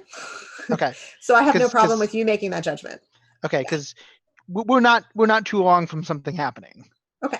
All right. I'm gonna keep that in mind. Boy, oh boy, am I gonna keep that in mind. All right. What do you do next? So I think like we can pick one of the sort of stable locations. Just like Zal's just gonna like start jumping over and through these boxes, like looking for what they're looking for. Okay. Like just moving fast. Like no, is this it? Like look at all these little artifacts and like seeing them and like they're amazing, but it's not what they're looking for. So they move on to the next one. They're like really going. And as you move high speed, you see movement out of the corner of your eye. Yeah, just like who's there? All right. You turn a corner. Hold on. Yeah. You turn a corner, Zal, and Zal is now out of your sight, y'all. Yeah. Zal, y'all, is now out of your sight. You turn a corner and you see a woman. Roll into the abyss. When you see this woman, there is just this immense sense of energy building up in your heart. Okay. Definitely Storm. Yeah. Oh boy, this is gonna be fun. As you see that, what terrifies you to the core? They shouldn't. If they exist, Zal cannot. But this is them. This is them. They exist. Zal cannot. And so this is the point where we vent all Storm. All right. So Zal, you are looking at, you feel a sense of certainty that this was you. Or No, this the was not material. Zal. The This was material not that Zal. was you. The material that was you is standing in front of you. And if they exist, Zal can't. So yeah. What do you do? We're so doing those. Starting with breaking things, starting with frightening things, and I don't know if someone is injured, but let's go with the first three. Okay, so why don't you describe it? Describe it. So like Zal just like grabs a piece of like this big stasis crate and just flings it through where this person is, and then the artifact shatters and explodes as it hits the other stasis chamber, and like the field's nullified. The artifact just like scatters and splits across the floor. Zal like falls the other one, another crate, and like the shelves are starting to like fall apart because he's not like trying to be safe about it. They're just starting to fall, and you see this avalanche of stasis crates. So just a chain of explosions. Yeah, just like a chain of explosions. You can tell me. I don't know who's injured or scarred here. Is it me? You ran far away. So this is happening, and how about you roll plus slick to see if you get hit? Let's see how slick we're doing here, because I feeling like we're not doing slick. No, this is 9. This is 9. 9. Okay, you're actually able to dodge out of the way. Like your adrenaline is so high that your alertness is like hyper aware. But this material, this raw material that went into the body that is yours, as far as you can tell, is buried in these boxes and potentially incinerated by the explosions. And at your feet is something that maybe it's a broken piece of an object, but there's something at your feet. Yeah, so Zal's sort of vented a ton of energy here, and it's just like and they look down, and what do they see? It's a piece of that cube. Yeah, it's a piece of like, he's gonna pick it up and like, I don't know. I think like they're just gonna like crush it if they can. I think they're just gonna like destroy it if they can. Like they're just so angry right now, like doesn't budge. And actually, if you were to look at all of the broken stasis boxes, you would see that while pieces may have scattered, nothing has been destroyed beyond repair. They have all survived. This piece will not break. The rest of you, in the meantime, there is a giant clattering and a string of explosions in the direction that Zal ran off. What do you do? Damn it. I'm going to run after it. I'm going to run towards the explosions, I guess. All right. And I'm actually going to pause us because we are 2 hours into our game. And we currently stand at $631 out of our new goal of 700. So we are more than twice what we originally wanted to earn. And I'm just going to remind. That's freaking awesome. That's amazing. You all are awesome. I love this community so much. And there's still another game. Yeah, there's still another game after this. So like our goal is 700, right? And I keep changing the number because I am not fully ADHD controlled, but let's get to 675, say, and I'll wear my wedding dress and dance a hula on Monday, and also we'll all tell our embarrassing stories.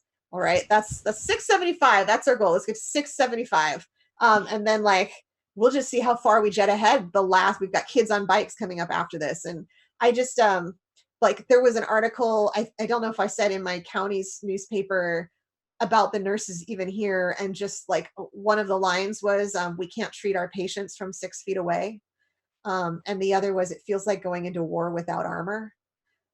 So like that's what this is really about, and we just want to help our healthcare workers. And I know a lot of people, like I know my income is less right now, I know people are out of work, I know like there's no shame if you don't have money for it, but even if it's $1, even if it's like I told somebody before, like if it's like 2 tacos from Taco Bell, that's wonderful and fine and will be respected and loved. And if you can't give, and all you can do is just tell other people, do that, retweet, like publicized. There's still hours to go. So I just wanted to put that out there to everybody. Also, we have a drawing at the end of this game, and there's going to be a drawing for a t-shirt. And then there's drawings for 2 promo codes for Impulse Drive Cool Shit. So if you want to learn, one of which has already gone out. Awesome! Yay! We already had a winner. Who was the winner? Ended up going to Con in the end. Yeah, Yay, the random name generator threw it out. And like, it could not be more well deserved, Con. You're No. amazing. I've been watching you all day. You're fantastic.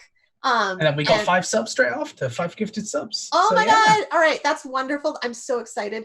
I'm not keeping track of it, so I'm going to make everyone do an Into the Abyss roll in just a minute. Because people have been subbing so much, and that's one of the things I promised. But we're also going to do a drawing at the end for a t-shirt. And there's a men's size and a women's size, or sorry, men's size and women's size. And don't worry that the women's cost more. It doesn't matter. Whichever one you pick is fine. Patriarchy is dumb. Anyway, going back to our game. Yes, the 3 of you, there's a lot of crashing and explosion. And there's a little bit probably of, oh, right, that's all. Yeah. This isn't so surprising. This is fine. So What do y'all do? I have gone out and I kind of look between Pulsar and Druxan and kind of do one of these and head off in that direction. Yeah, way off. All right. Pulsar is I want about to do something. 4 I have no steps idea how it back. works. Hold on. Pulsar's doing what? And I'll get right to you, Druxan. I was gonna say Pulsar is about 4 or 5 steps back. Okay. He's not Watching going their tail. that close. Yeah. Okay. Druxan, what do you do? I don't know how this works, but there's a thing called holding, I guess. So I have a move called Stoic Wall, which means when you stand to defend another from violence or harm, discharge this move and roll Stalwart. On a 10+, I can hold 3 or hold 2, and then with every hold, I can use it to get the following benefit. So either Okay. redirect an attack. Do I do that now? Can I do that now and hold on to it, or do I do it in? Yeah, the you moment? hold on to. You can build it up so that you can use it during Okay. a combat. Okay, so I want to do that. That's now. my understanding, at least. If I'm going to Yeah. go wrong, that's That's right. kind of Right what I now, from it. Yeah. Okay.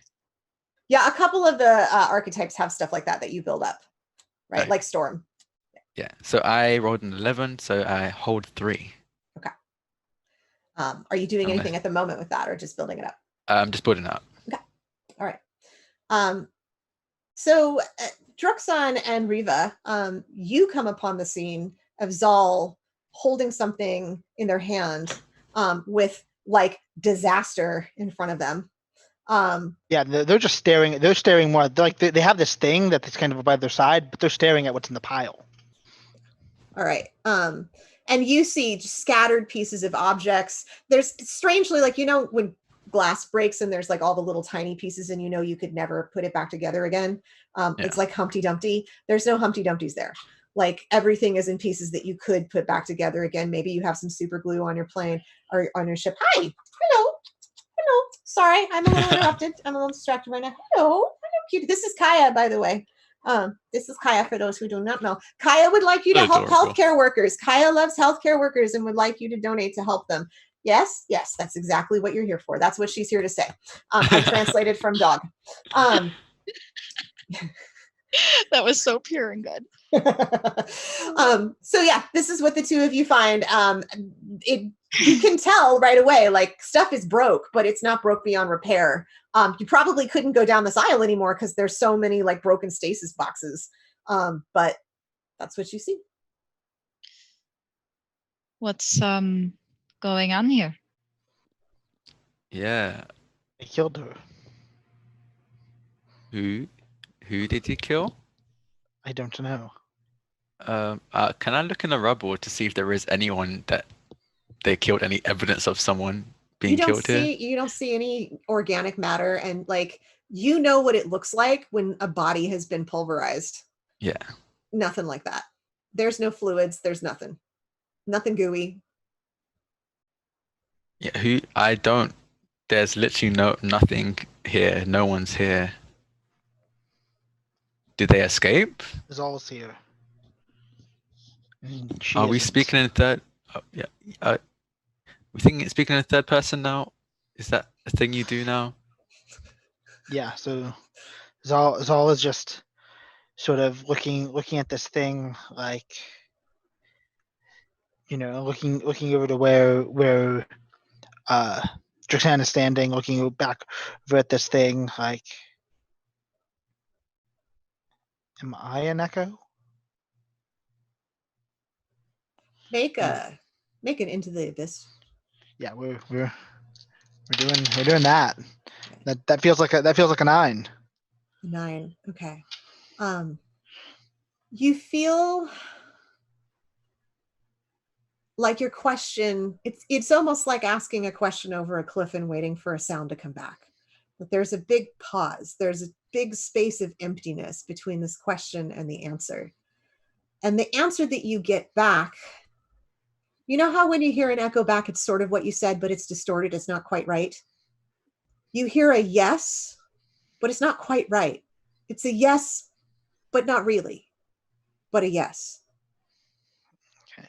And all it does is confirm some of the deepest feelings that you've had about yourself, but add something to it. There's something more there to chew on. Yeah. And the question that you hear is, what is your desire? What does your heart want? And I think like there's no word, but I think like Zal looks over at Riva, just like, just says like, we should, kind of holds out this artifact, like, this was important to it. Maybe if we put it back.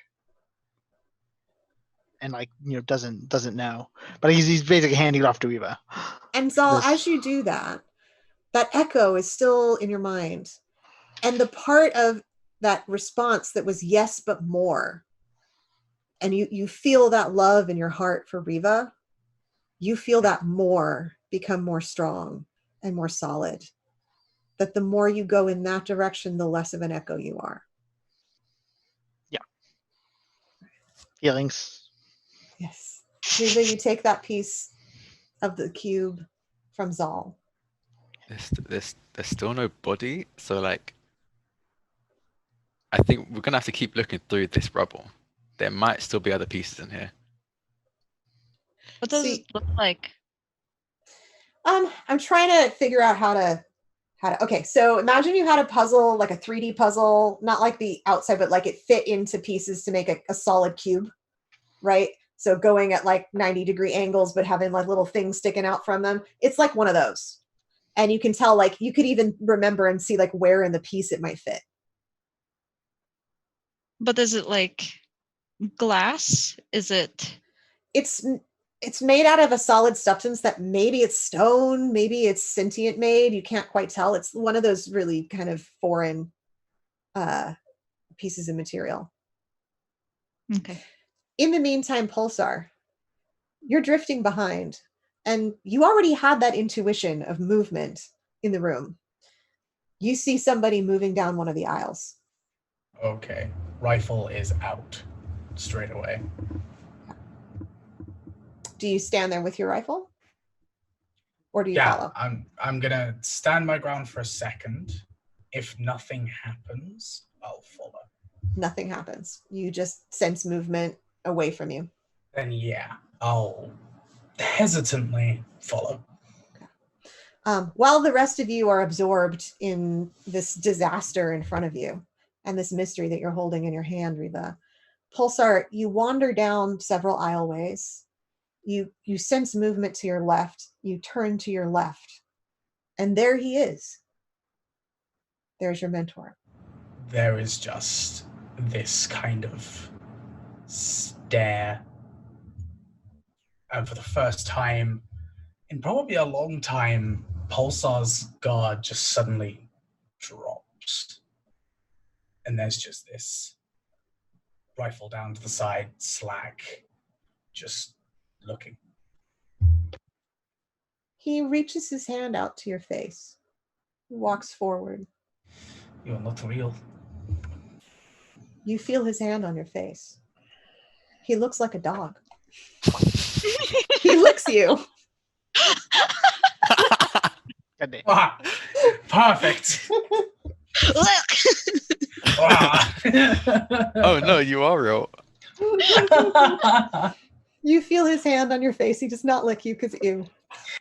And he's gazing into your eyes. Wait, did you say gazing or sneezing? Gazing! Yes, sneezing He's into my sneezing eyes. into your eyes. Beautiful. You are not practicing social distancing. No.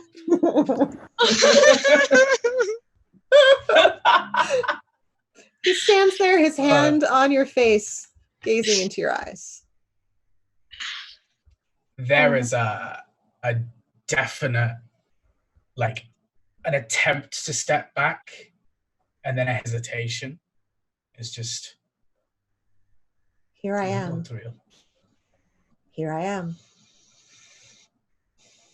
And as you say that, you start to see between his eyes a hole caving in. And now he stands there with a bullet wound, hand on your cheek. I don't know what is causing this trick. Here I am. This trick. As he says this trick, Pulsar has taken now a full step back. As he's just no. This is not. This is just in my head. Just in your head. Here I am. And he takes a step forward. Pulsar takes another step back. Just, you need to stop. Stop. And he takes a step forward. There are alarms in my neighborhood, apparently. Of course there are. Pulsar. You hear your sister's voice. I take the pistol and I raise it up in front of me. And I just wait. He raises his hand in front of the pistol. I fire. As you fire, you see the bullet hit him, and you get that sense, you know, when you shoot something like an arrow and there's that thwack, you know that it's landed and hit home. Yeah. There's a sense of that too when your pistol fires and lands.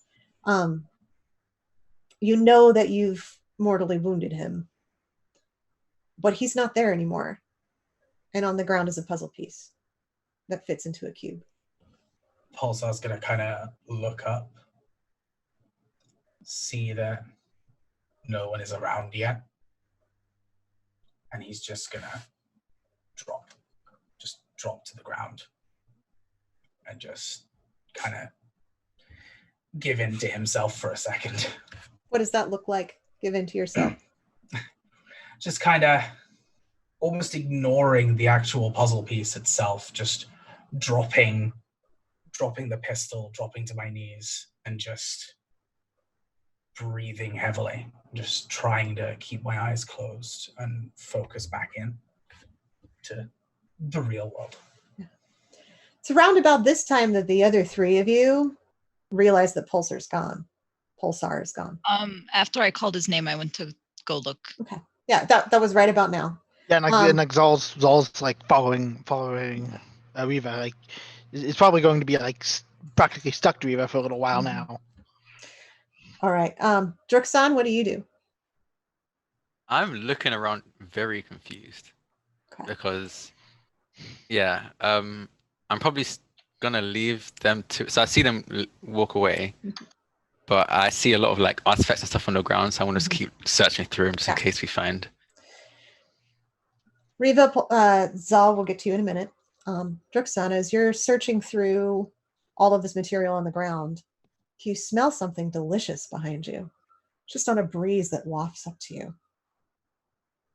I turn around. And now another ambulance is going by my house. Around every now and then. Oh no. Total eclipse of the heart. Okay. There's your mother. Baby. Aww. Sorry, cat. Aww. Yeah, Mom? She walks towards you and says, Mom. I I walk up towards her and try to hug her. You feel her embrace. You feel tears on her cheeks that touch your cheek and get your cheek wet. What are you doing here? Why are you here? I'm here. Yeah, but why? Do you know what happened to you're really far from home. Where's Dad? I'm far from home. She leans back, puts her hands on your shoulders. She's still smiling. Can I don't think you'll realize that it's not her without. So I think, could I roll to see if I figure it out? You can do it into the abyss if you want. I'll do that. Okay.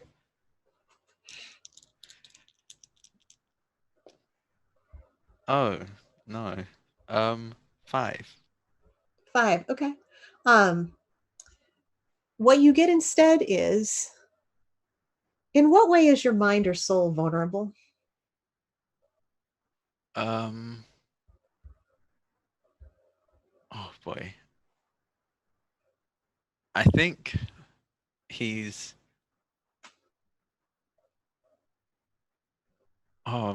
he's not. I think I kind of mentioned it earlier, but he's loyal to a fault. So he would most likely not most likely he would definitely put himself in danger for someone else, I guess. So maybe that could be manipulated or used against him. Yes. And actually, the moment that you feel the abyss pulling that knowledge from outside of you, from inside of you, you see, and it's almost like your vision is shifting, but you're not aware that it makes no sense. That sense of the army coming over the horizon toward your home, only they're coming down the aisleway toward your mother, who does not seem to notice them. I want to like put her behind me and raise my shotgun at the army that's approaching. Yes, and now you see a soldier in the armor and wearing the sigil of whatever friggin' army was there, and I didn't make it up because I didn't build this one. That one. Yeah. walking down this aisleway. Mama, you need to get back. I'm not sure why everyone's here.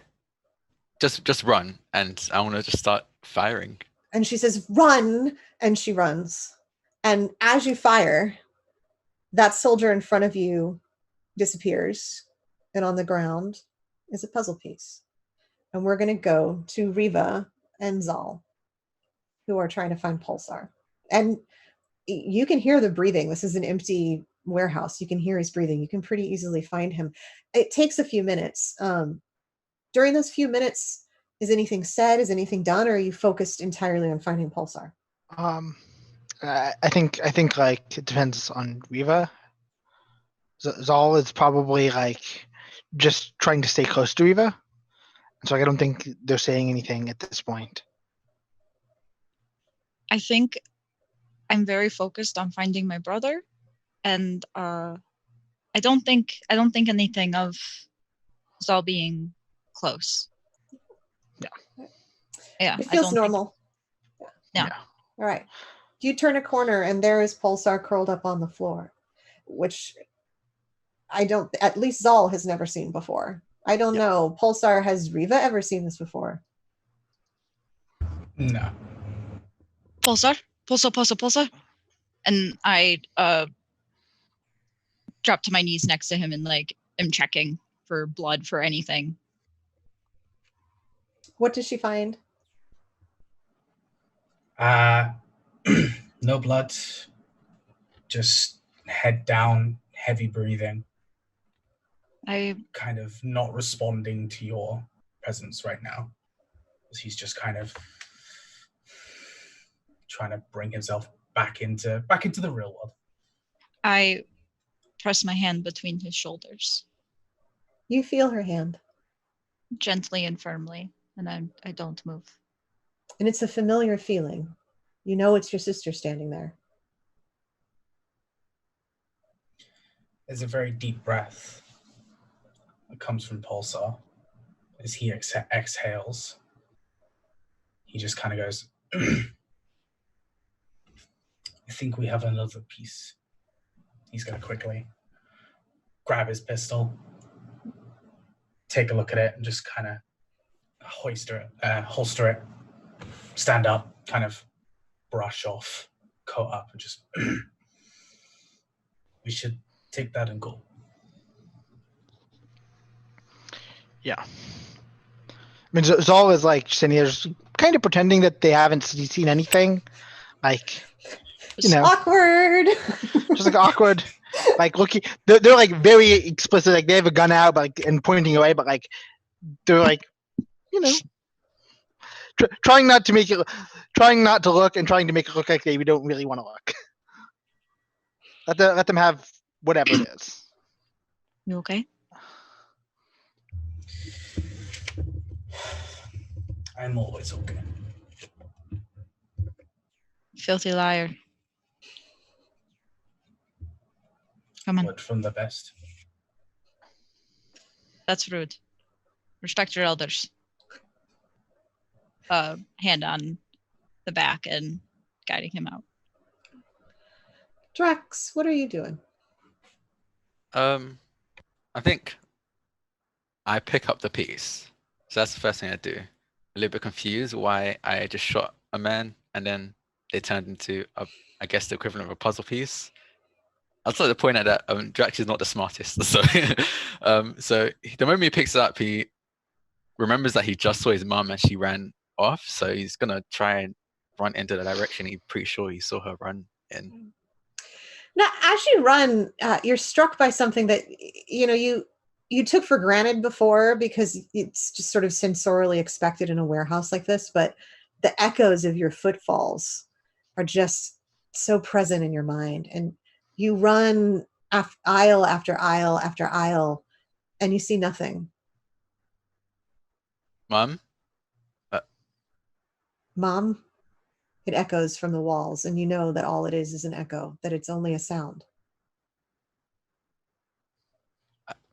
I'm gonna try and find the rest of the group. The four of you meet up. One of the aisles that is not a disaster scene.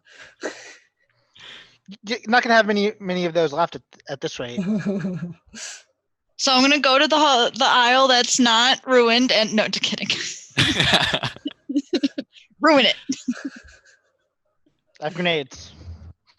I definitely would have picked up the artifact piece.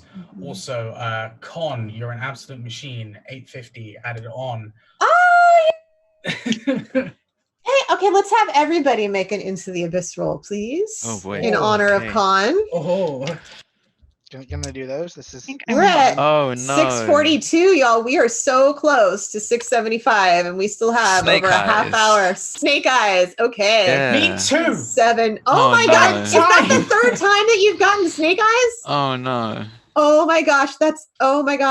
Okay. That's bizarre. Okay. And didn't you get all 6s too? No, that was Riva. That was Rio, yeah. Okay.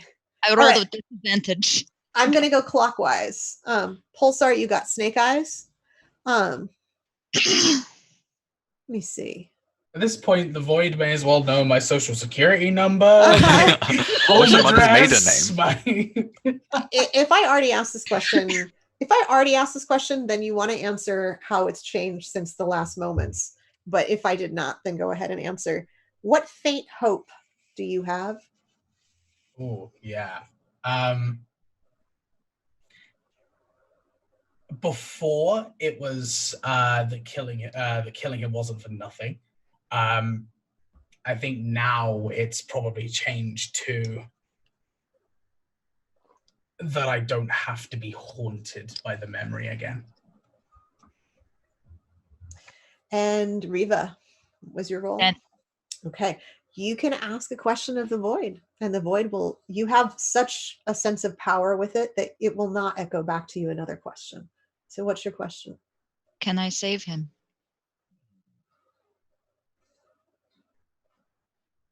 That's in his hands, not yours. Zal, what was your roll? 7. 7. You can ask a question. How can I get this cat to stop knocking my dice everywhere? The Abyss says, what a ridiculous question. That will never happen. No, so my question is, what will happen if we reassemble the Echo artifact? Trying to figure out how to consolidate this into a good answer.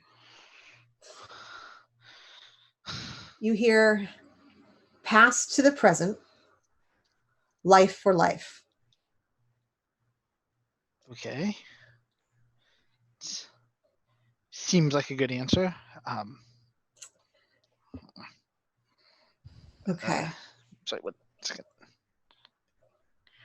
I'm looking for a good question. Yeah. I'm just gonna be playing keep away here. What hope does your character now cling to? Is that me? That Oh. that the value of the life is greater than what it costs to make them. Drixon, what did you get? I got snake eyes. You got snake eyes too? All right. Yeah. Ruin us. What terrifies you? Cry, I dare you. Oh, that's a hard one. I think what terrifies him the most is that that wasn't actually his mother and his mom is dead. Oh. And no answer comes from the Abyss to that question. Ooh. Oh. This feeling, this moment of being in touch with the Abyss, it comes when the 4 of you are together and the 3 missing pieces of the cube are near one another. What do you do? So Zal will say like life for life. If you put it back together, things will balance. I believe. And you're really sure about that? No. Sure about anything. So Zal will just say no.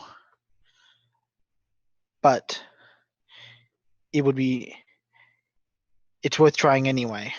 And I think they're gonna like they don't have a piece, but they're gonna like, if Pulsar isn't like stopping them, they're gonna like take the artifact and like sort of hold it up and like sort of see the slots where the missing pieces could go and like sort of hold it out to Drixan,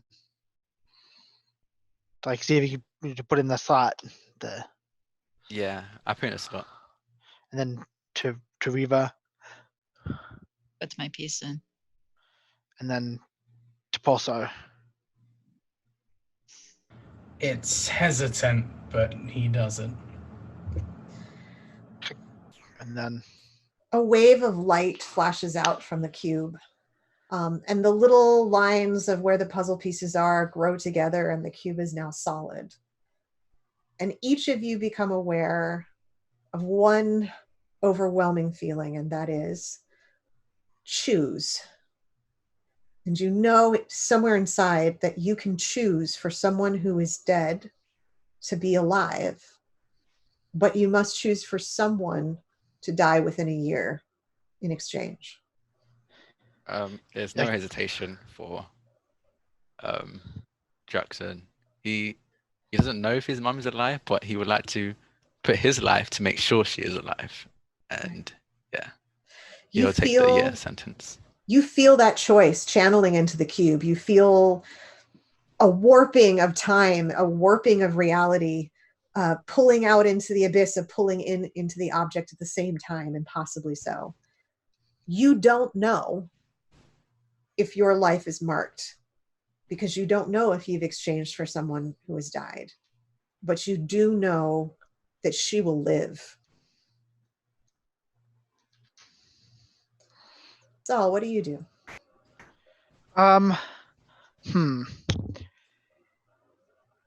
I go last? I have a thing I wanna see here. No, there's no questions allowed. Yes. of Okay. course you can. I wanted to see if I want to go last here, if you don't mind. Oh, go last. I thought you said, "Can I ask?" That's Yeah, why I was go like, last. Yeah, I that's have fine. a thing I wanna Pulsar. see here. What do you do? So this idea has come into my head, right? Mm-hmm. Would I know if I would be able to abstain from it? Yes, you can make the choice not to.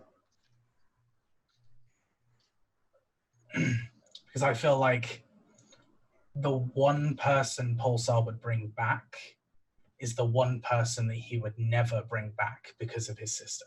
So it would be a no. Okay. He would just abstain. And you feel yourself almost make that choice, and almost like that person is about to materialize in front of you and it snaps back at your no. But there is energy remaining from that no. But for now, we'll move to Riva. I also abstain. More energy building up with the cube. Zal. Yeah. So Zal, it's not a name that flashes, but a face, and you know the face. And the person to die, Zal. You know deep within your altered body that you are marked for death. But you know that when that happens, she will come back out of the material that you have made lifeless. Somehow, you don't know how you'll accomplish that, but somehow that will happen within the year.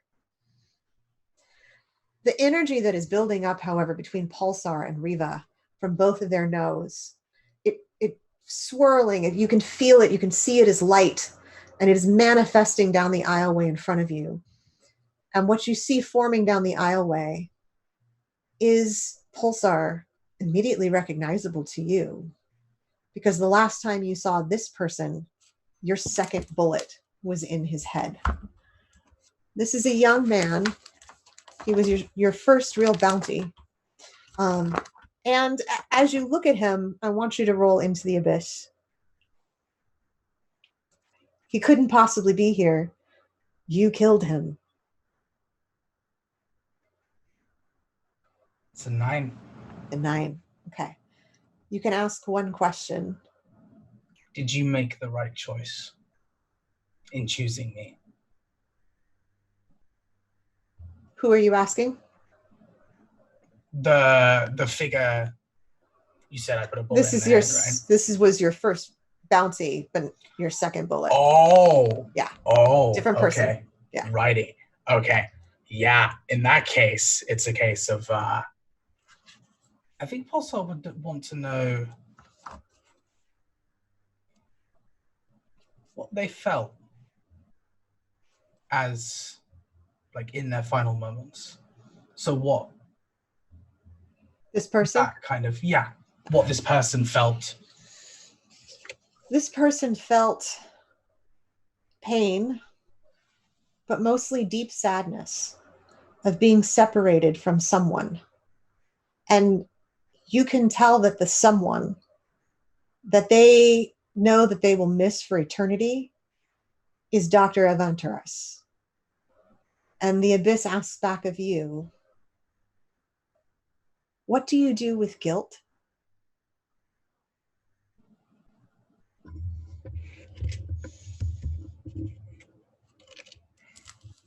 It is stored, kept and stacked, up and up until the final moments.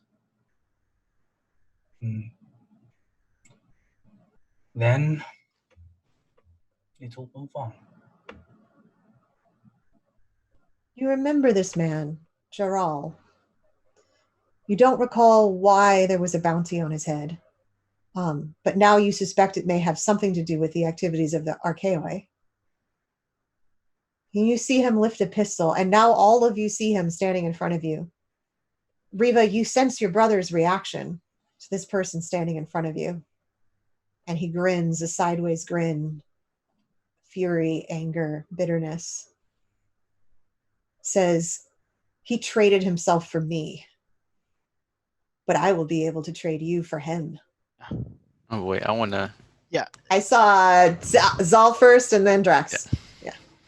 Yeah, like I was gonna just knock him back. Like if he so much as twitches a weapon in our direction, he's going.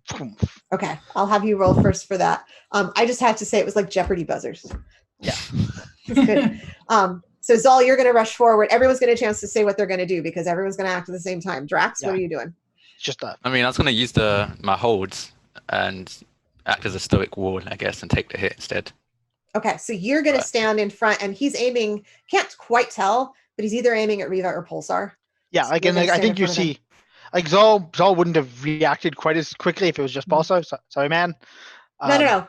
But Riva is right in the line of fire. Right in line of fire, so just like. Yeah. So you're running toward him. I'm not running. Drax- I'm just like telekinetically knocking him Oh, away. telekinetically. Ha! Telekinetically. Got you. Yeah, I'm okay. using my All right. TK mastery All right. here. I've got you both. We'll go back to those in a second. I just want to, everyone's trying to act at the same time. So Pulsar, what are you going to do? What Pulsar thinks he's going to do is fire a shot. What he instinctively does is step in front of Riva. All right. Riva, what do you do? The minute Pulsar stands in front of me, arm around him, knock him behind me, and I have my gun out. Okay. We're going to start with Zal. Zal, do you need to make a roll for the telekinesis? Yeah, that's the advanced move that I took. Go ahead. And it's when you instinctively reach out and throw your telekinetic power at someone of something human size and weight or smaller within skirmish or firefight range. Discharge this move and roll plus volatile. On a 10 plus, your intent is strong, choose one. And the one I am doing is it sent flying back as though through a forceful blow. Okay. All right. And you rolled? Yeah, I rolled. That was a 10. That was 10. Okay. That was what the 10 result ends. Gotcha. So you sorry, I'm like at the point of like you see Gerald flying back down the aisleway as he shoots. It's kind of like one of those action movies, right? Like right. It looks really badass. Do they know that you can do that, or is that just out of the blue? No, they like, probably know that you can, yeah. Oh, no, Yeah, I mean, I did it accidentally to Riva. Yes, Riva. This is very fucking familiar. You know exactly who just blew him away. But there's still a shot heading, and Druxan, you're trying to stand in front of them. Pulsar, you and Riva are trying to stand in front of each other. I'm gonna act like it's a skirmish, and I'm gonna have you both make roll plus stalwart. Could I wait? What's volatile again? Or slick if you want to be fast enough. Oh, volatile! I forgot that volatile existed. Roll plus volatile. Okay, good. It's okay. I totally have run the system multiple times. I feel like we're not really usually a punchy group, though. Yeah, I think Yeah. that's part of it. I have rolled well on a roll to get myself hurt, so that's pretty great. Okay, 13. 13. Oh, I got an 11. And Okay. Wait. Volatile plus 1, so that's 12. Still not good enough. Still not good enough. I mean, I don't even know if opposed rolls is a thing, but we're just going to let it be. So Druxan and Pulsar, you're both in front, and you get both of the bullets that get shot at you. And I'm going to roll with disadvantage, like major disadvantage, because he's being shot in the air, right? Up. So that's a 9. And I'm going to decide which one of you. On odds, it's Pulsar. On evens, it's Druxan. It was a 3. So Pulsar, you take 2 harm. Right. So this is still in the range of if you rest for like a beat, you can like recover some. Can I redirect? Can I redirect? Because one of the things I can spend a hold on is to redirect an attack from which I'm defending to myself. Yes. Okay. So you're I'm gonna actually take that. able. Yeah. So you take the 2. And And what then I happens is also- you can see it heading toward him, and your battle reflexes are so strong that you duck in front. And it's really funny because it's like Riva and Pulsar going back and forth, and then Pulsar piles in front, and then Drux piles in front of Pulsar. Okay. And then I can reduce that harm. I can use my other hold to reduce that harm by 1 as well. Okay, so you take 1 harm. So I take 1. All right. And he, Jaral, bangs on the ground, and I'm going to say taking a harm, or taken 2 harm at that point, because that was an amazing amount of telekinetic force, and I'm pretty sure that you weren't, Zal, that you were happy to do damage to him. And I was not. I was like not. Zal was not like being gentle here. No. So he's on the floor, and he's going to miss a round. What do you all do? I charge him. All right. I just run towards him. Okay. Supporting Yeah. Drixen.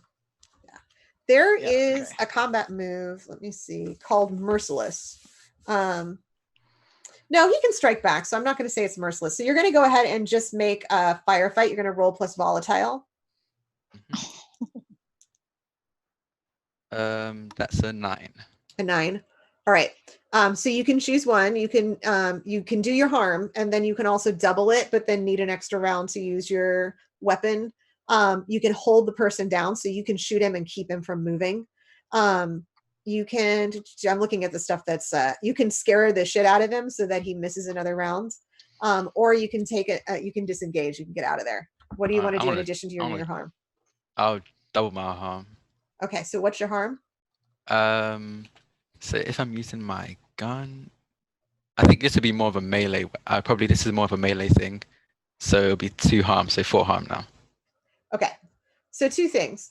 One, as this is happening, all of you who have seen these visions have the sudden realization, this person actually got shot. All the other ones disappeared into puzzle pieces. This is the actual person here. Drixon blows his brains out on the ground.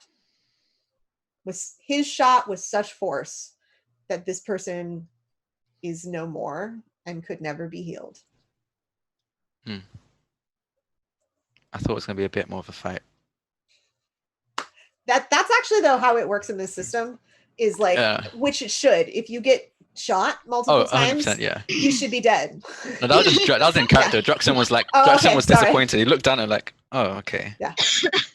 Was expecting like his gun to get like hit or something. Yeah, I was like, oh, okay. He didn't get we there. are now at 650. 650! Oh my gosh! You're a monster. Another 700. Damn.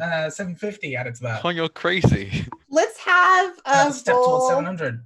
Let's have a roll for Into the Abyss. Okay. In honor of Con, the badass.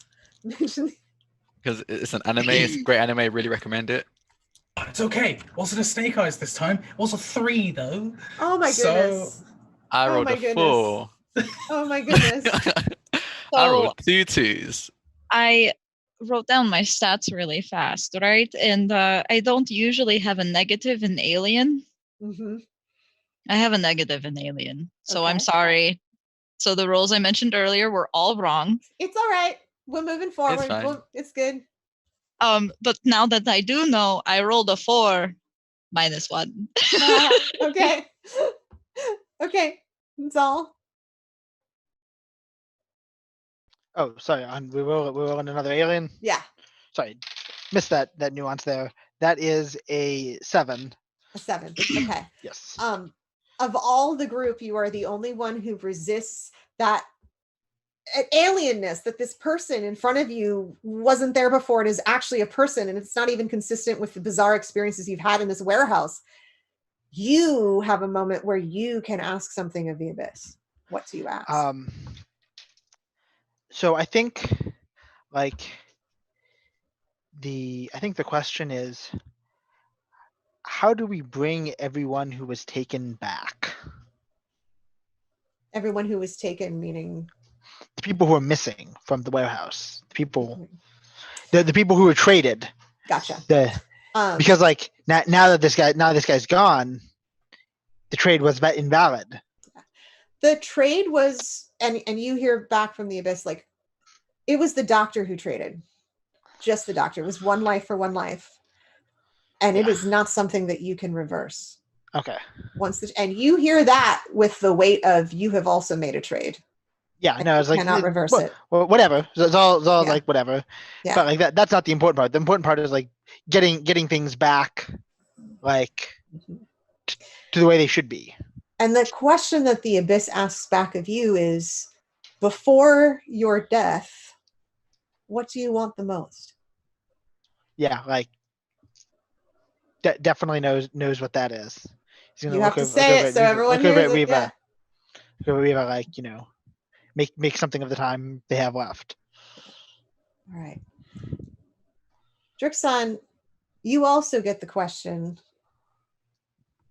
Before the end of you, whenever that comes, if it is within a year because of the trade you may have made, what do you want? To taste my mother's cooking again. Oh no. Pulsar, what do you want? I want to find someone to pass this all on to, so that everything I've done isn't in vain. And also, by the way, you have you can add a D4 to one of your rolls, thanks to Con. I need it. Yes, so much. All right, Riva, what do you want?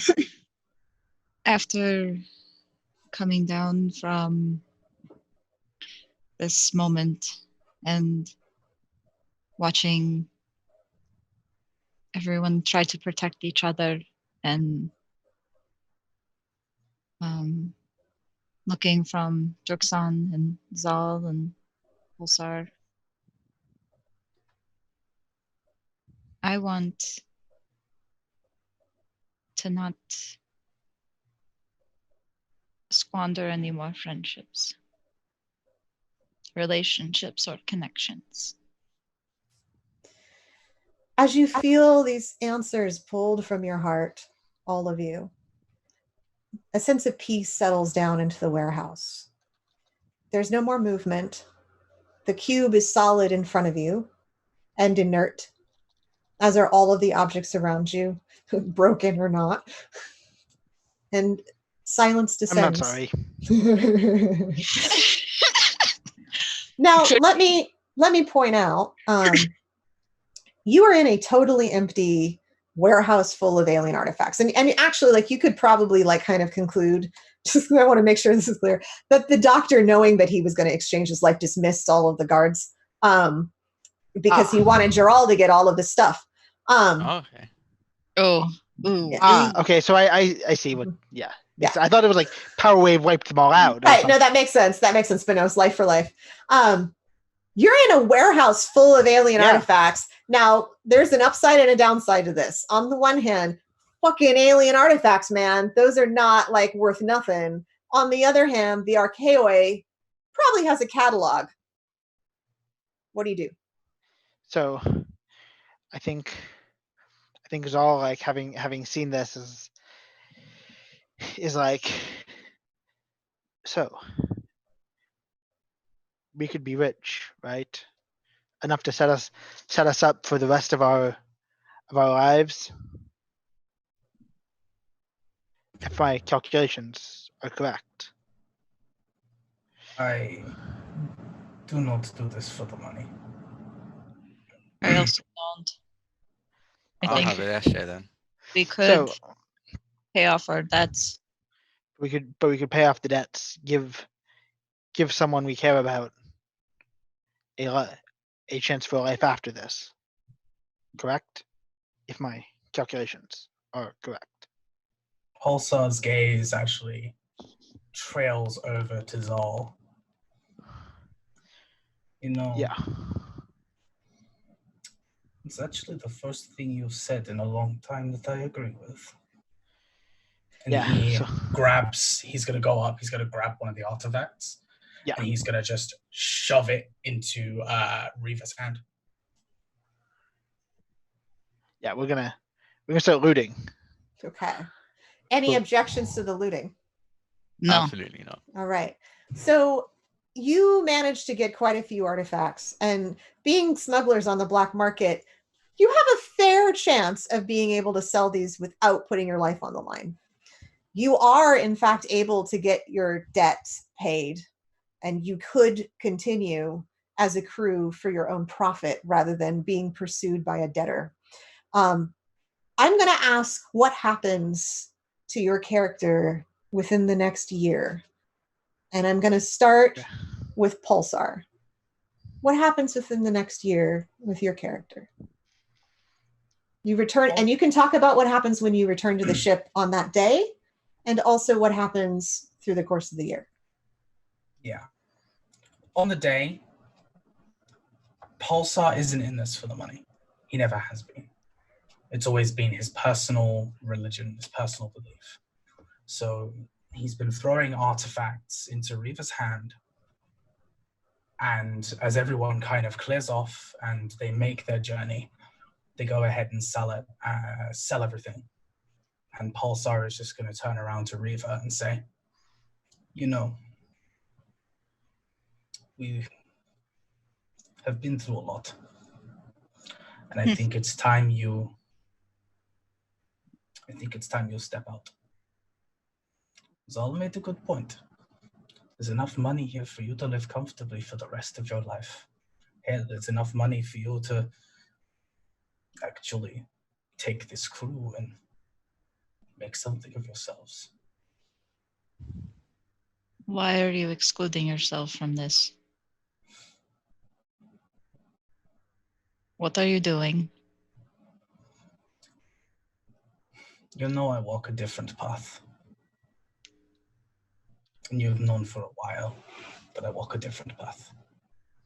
You don't have to. Yes. Yes, I do. I Why? will see you before the end. What does that even mean? It's complicated. But Uncomplicated. I would much rather you take these people that I know can handle themselves and live a life worth living. It's as simple as that. Reva, what decision do you make?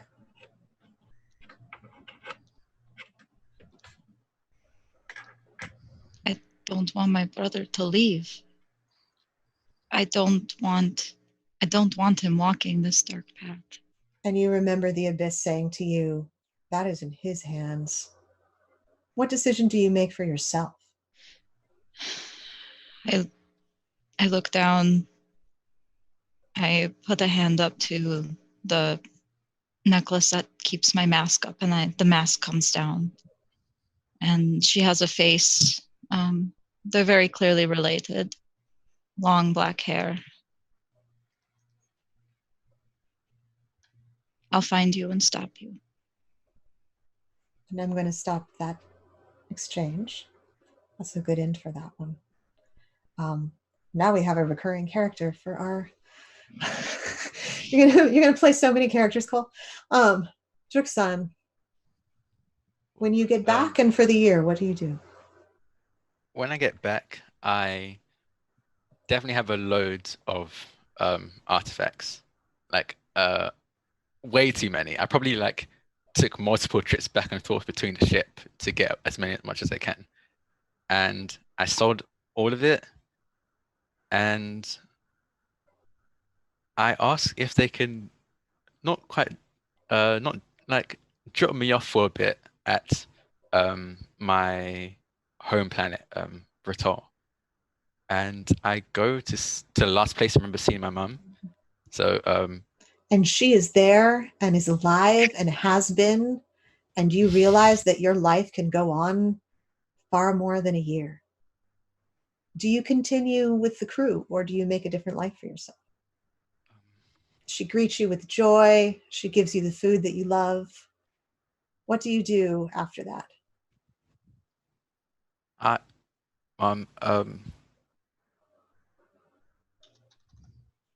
Can you leave this planet? Like leave. We have enough. I brought enough money. You can set up a life somewhere else, anywhere else, but you can't stay here. It's really dangerous. She trusts you above anyone else, and you're able to resettle her on one of the planets whose government has become more stable. Do you return to your smuggling life, or do you stay with her? Oh boy. Yeah, I return to the smuggling life, but I think I do a lot more visits to my mom than usual. Yes. Yeah. Zal, what do you So- do for this year? So I think you see like the Zoll like setting up a trust fund or like some kind of fund with the bank and tying it to their own genetic code, so that someone else with the exact same genetic code could also access it, in the future. Right? Anything else? So I think at some point they're gonna find Riva, and they're gonna say like they don't think they're going to be with the crew long, but What this do you mean? time Zal will not continue existing for more than a set amount of time. In fact, you can see that some of Zal's parts are starting to wear and fall off. Teach me to repair this. There is no repair. Function is as designed, as bargained for. Bargained for? What did And- you that choice in the Like- warehouse? Yeah, just nods. Who? And then Who someone was made into Zal. They should have what was taken from them. And then they look at their hand and like, when the process is complete, Zal will no longer exist. Someone else will. I hope they are a good person. I'm going to pause us there because of time, and I'm going to ask Okay. Riva, Zal, does anything develop between the two of you over the course of this year, or not? Zal wants that. Does it? Zal says yes. Zal I wants was going that. to say at the end of that conversation, Riva hugs them Yeah, very and, like, tightly. hug, and then And I think, it's angsty though, because I feel like it Angsty. starts to, Okay, go for and it. then Zal's. That's probably what. and then Yeah. like it gets to be like a month left, and then Zal just can't keep going Okay. with knowing that there's a time limit.